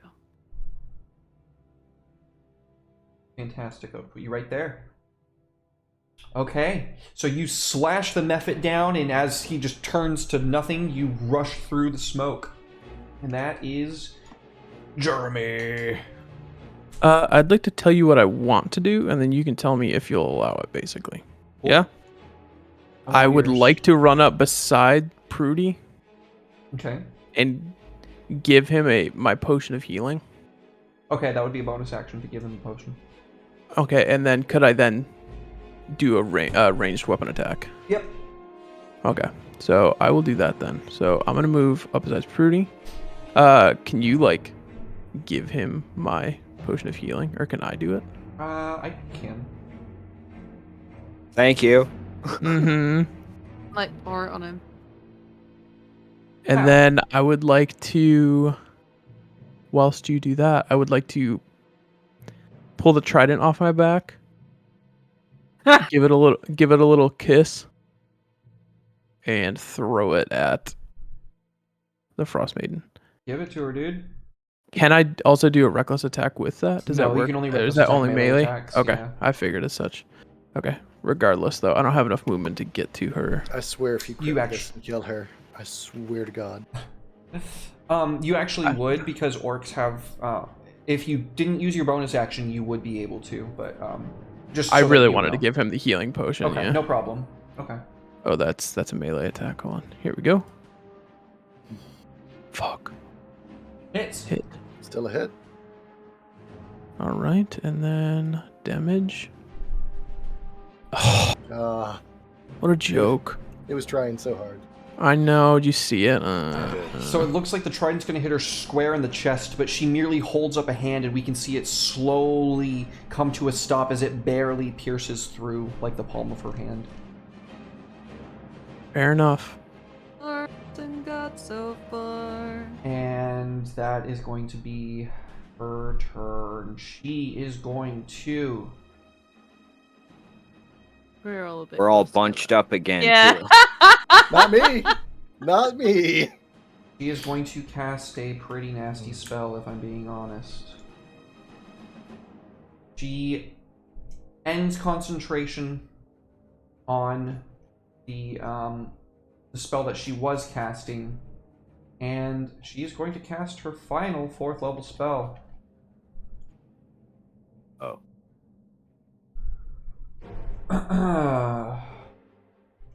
Dexterity saving throws from everyone are made. Or it shouldn't be it shouldn't be hitting Zare. It's not hitting Zare. Okay, good deal. Zare is out of range. Does Good. danger sense at all play into this? What does Danger Sense do again? Let me read it. After a second later, you gain an uncanny sense of when things nearby aren't as they should be. Blah blah blah. You gain advantage on dexterity saving throws against effects that you can see, such as traps and spells. So I see that it did actually do it because yours is green where everybody else's is black. That means that yours was rolled with advantage. Fuck. I thought I had him. This Well, is that gonna be a lot of explains why there's damage. a 5th die. Yeah. What is she? Yeah, I'm about to casting? go down for sure. Ice Storm. Oh lordy. I gotta go down, right? There's no way. Fruity's down, I'm pretty sure. Down. Down. So she Dying. erupts this circle. Good luck, Sarah. The ground beneath you cracks and shatters. And as it does, she's with one hand raising this dragon, his skeleton, from beneath the ice. It's shattering as its claws are slamming onto either side. And when it rears its head back, it billows this huge cloud of smoke and ice all over Prudy and Jeremy and Ruby. And when the mist clears, there, all you are able to see is your 3 friends in a pile and this huge dragon that she is clutching its life essence with her hand, and she turns it to face you. Thank you so much for the raid, Life at Disadvantage. Much love, much Hey, love. what up, Raiders? Welcome in, guys. You just came in at a Oof. epic moment. That is going to take us to Prudy. I need a death saving throw. You can find that on the bottom of your main page. I see that. See the thing there. How do I just drag it in, or the? You can just double click it.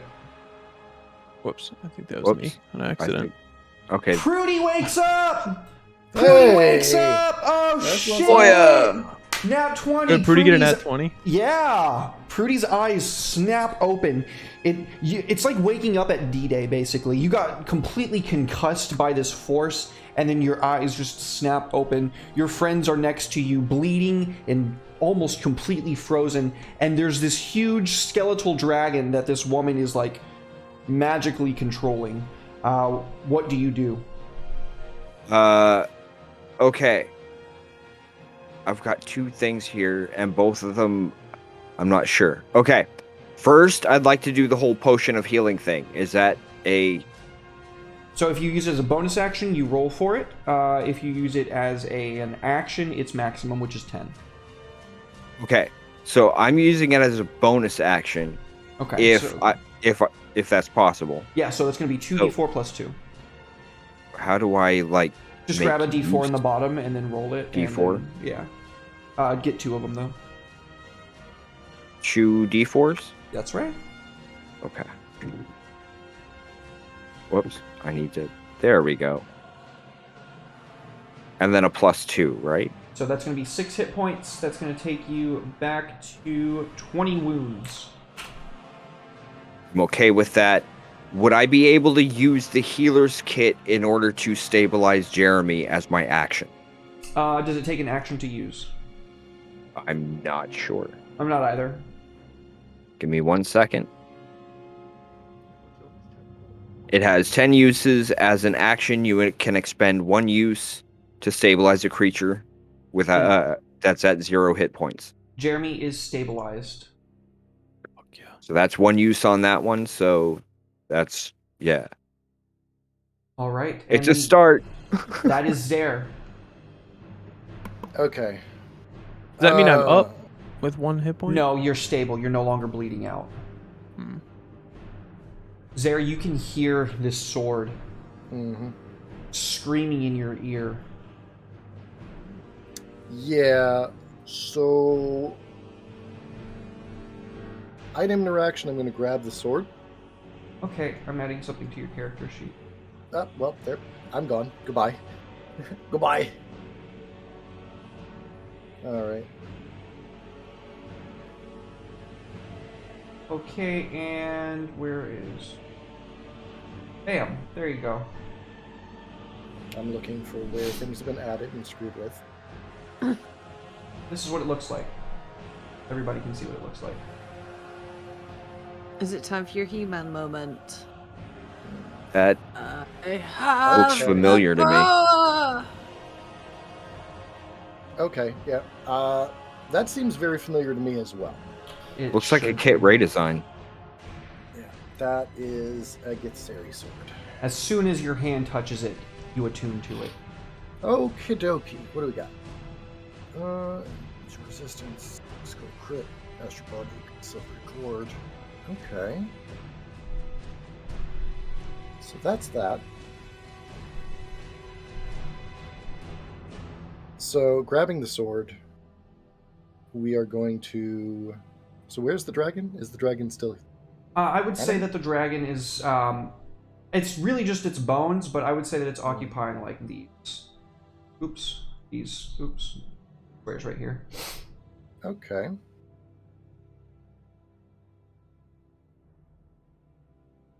So.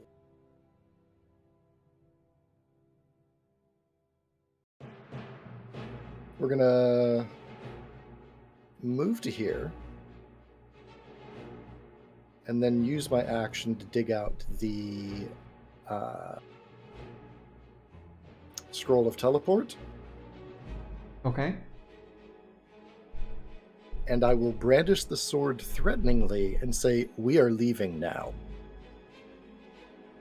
I'm not going to roll intimidate because I don't have it. To the Frost Maiden. Yeah. She doesn't look very pleased by that information. And you're using your action to pull out the spell scroll? Yep. That's all I got. You can feel the air around you in this localized distortion, because even though she's out of 4th level spell slots, Mm-hmm. she's not out of 5th level spell slots. Cool. And so I imagine that just as she's about to cast Cone of Cold from this great big dragon's mouth on her turn, which the next 2 people are unconscious, so that's the next thing that's going to happen in the turn order. Your scroll of teleportation expands in this sphere of blue energy surrounding you and your party. Okie dokie. And the 4 of you, with a crack like lightning, once more are before Griff. Right in front of Nadar. Before we vanish from the cavern, can I just yell something real quick? Sure, why not? Whether or not it has any effect or anything, I'm gonna focus on the oil I threw and yell "Flickem Bickus" to ignite it. Sick. I don't care if it works or not. I'm just gonna yell it just to maybe.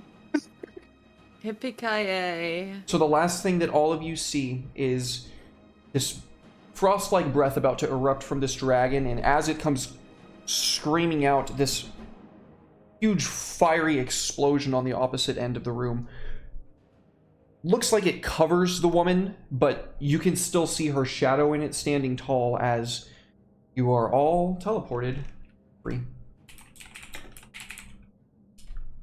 And yeah, I think that's pretty much it. Wow. Mission I'm kind of dying on the accomplished. floor. Sort If of. somebody, I'm still unconscious here.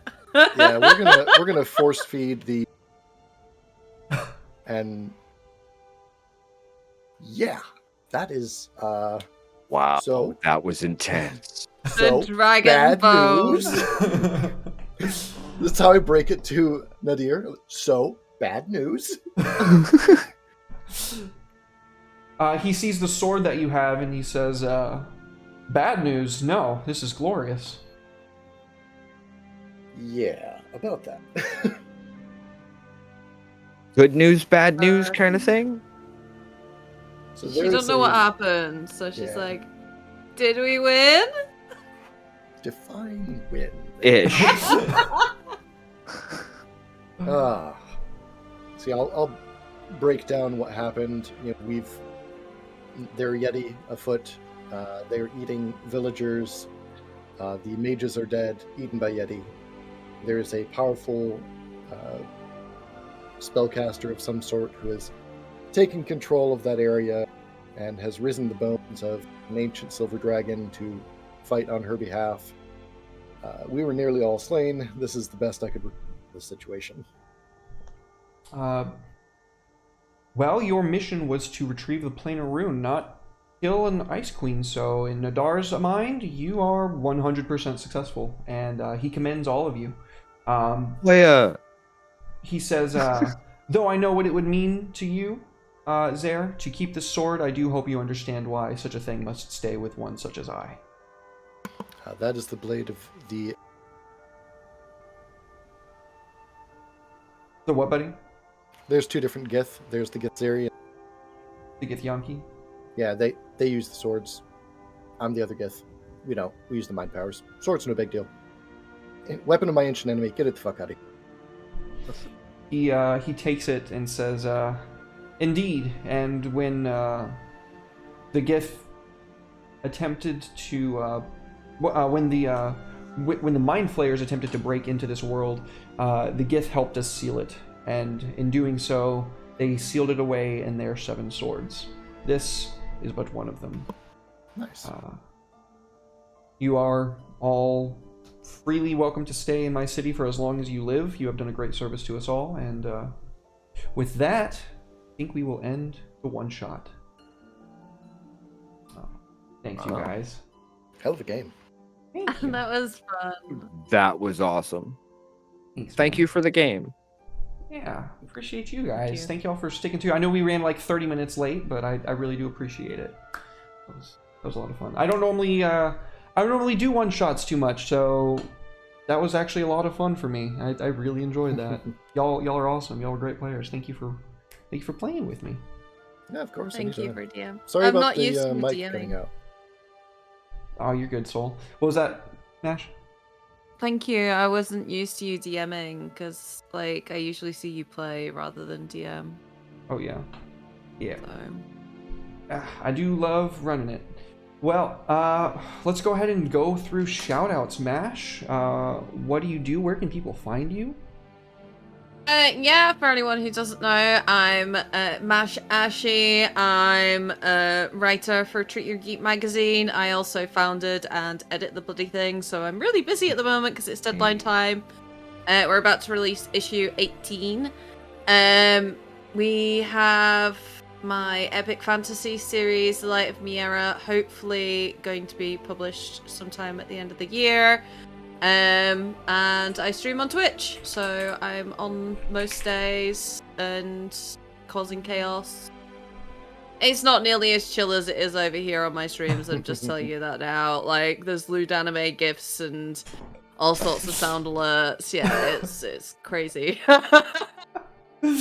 Awesome. Well, everybody be sure to check out Mash. She makes awesome stuff. Published author, Mash. Put some respect on it. Not yet. Not yet. I okay. mean, Well, I've had reviews and stuff published. good enough to be a published author, Mash. It will happen. I'm speaking it into existence. Go check her out. She's awesome. Thank you for being here every other week. I sure do appreciate it, fam. Soul, what's up, man? Where can people find you? What are you up to? Hey everybody, I am Soul. You can find me everywhere as Souls Rolls. That's Twitch, Twitter, Instagram, website, all that jazz. I do health coaching, I do TTRPG writing, I do a bunch of different stuff. Really just check it out, you'll probably find something cool over there. And if you don't, you can yell at me and feel misled. Awesome. Yeah, everybody go support Soul, obviously. He best social media management in the game. Also, I wouldn't say fantastic dude. I would say that, and I did, and I will repeat it. Best social media management in the game.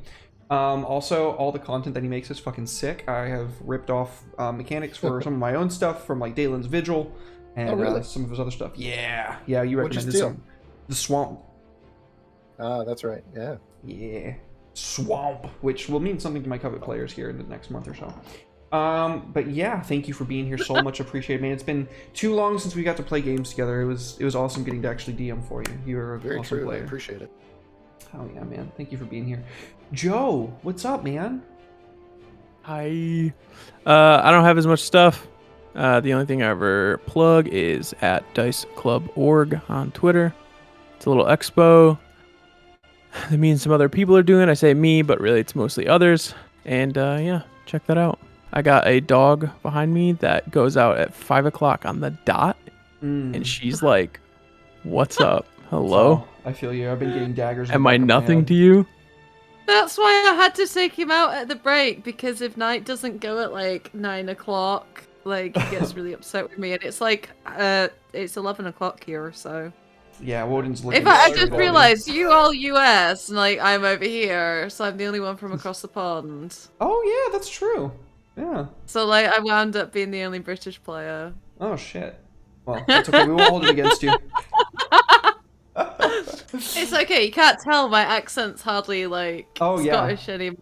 Barely tell. There's like hardly any Scottish there anymore. I can barely make it out in a few words. Wolfie, what's up, man? What are you up to? Where can people find you? Well, I'm Kier from Wolves Den. We do a lot of designs and stuff for converting a world that I made for some unpublished novels. We're getting that transferred into gaming, which is not as easy as it sounds. In addition, we've got several things out currently, including our Voyade supplement, which is extremely important to me personally. It explains a lot about who I am and my personal philosophy on things, and hopes for the future regarding bringing people back together and supportive communities and that kind of thing. The other major thing would be a book of my late father's poetry, which we've put out. It's one of the few things of his that I actually still have. A lot of stuff was taken by people who probably shouldn't have it, but Hate when that happens. nothing I can really do about that. So when we had his some of his poems, it was like, well, we got to put this out. So it took us a little while. It took me quite a while to transpose everything or transcribe, however the proper term is. Brain issues are bad for me. Other than that, we do have some like clothing and other kind of merch, like tons of it, up on our designs. All links are over on our Twitter bio. But yeah, that's about it. Awesome. And if you don't see us, it's not because we're lazy or we don't want to talk to people. It's because we are that busy. 30 years behind in work. Yeah. So we've Totally. got a lot we need to catch up on. Totally get it, man. Well, thank you for being here, Wolfie. Thank you for being here, Soul. I know it was really last minute, but man, I super appreciate you guys filling in for us so we get to play some D&D today. But yeah, don't go anywhere, anybody. We are going to raid into Play Nerd Allies. Thank you guys for being here. Thank you so much for the hype train. JJ, thank you for the gift subs. Mash, Andy, thank you for the biddies. Let me make sure. GMJ, Ashley, thank you for the biddies. And I really don't want to leave anybody out. Odie, thank you for the biddies. Soul, thank you for the gift sub. All the new follows, thank you guys so much. And of course the raids, thank you guys so much. We love and support. We love and appreciate all of your support. So thank you again for being here. You can catch me a little bit later, about an hour and a half. I'll be live right here, 6:30 p.m. Central Standard Time with Covet Syndicate. That is going to be a lot of fun, so you don't want to miss that. And then tomorrow at 2 p.m. Central Standard Time, we have Irazumi, a Caltrop Core actual play hosted by Haven RPG, one of our good homies, Andy. Monday at 7 p.m. Central Standard Time, Curse of Strahd, Rise of Alma. It's a D&D 5e one-on-one between me and my best friend in Meat Space Ted. So we always have a lot of fun. We're getting really crazy, and we're getting pretty close to the end of the campaign. Wednesday and Tuesday, no stream. Thursday, Elden Ring at probably 4:35 p.m. Central Standard Time. And then Friday, Lord of the Rings, Rangers in the North. That is at 8 p.m. Central Standard Time. And then finally, next Saturday, we are having Session 1 of Lancer. I will talk a little bit more about that as we'll read tonight after Covet. But if you like mechs, Lancer Desperado is where you want to be. That's going to be a blast. So thank you again, everybody. I love you. I appreciate you. And I will see you in about an hour and a half.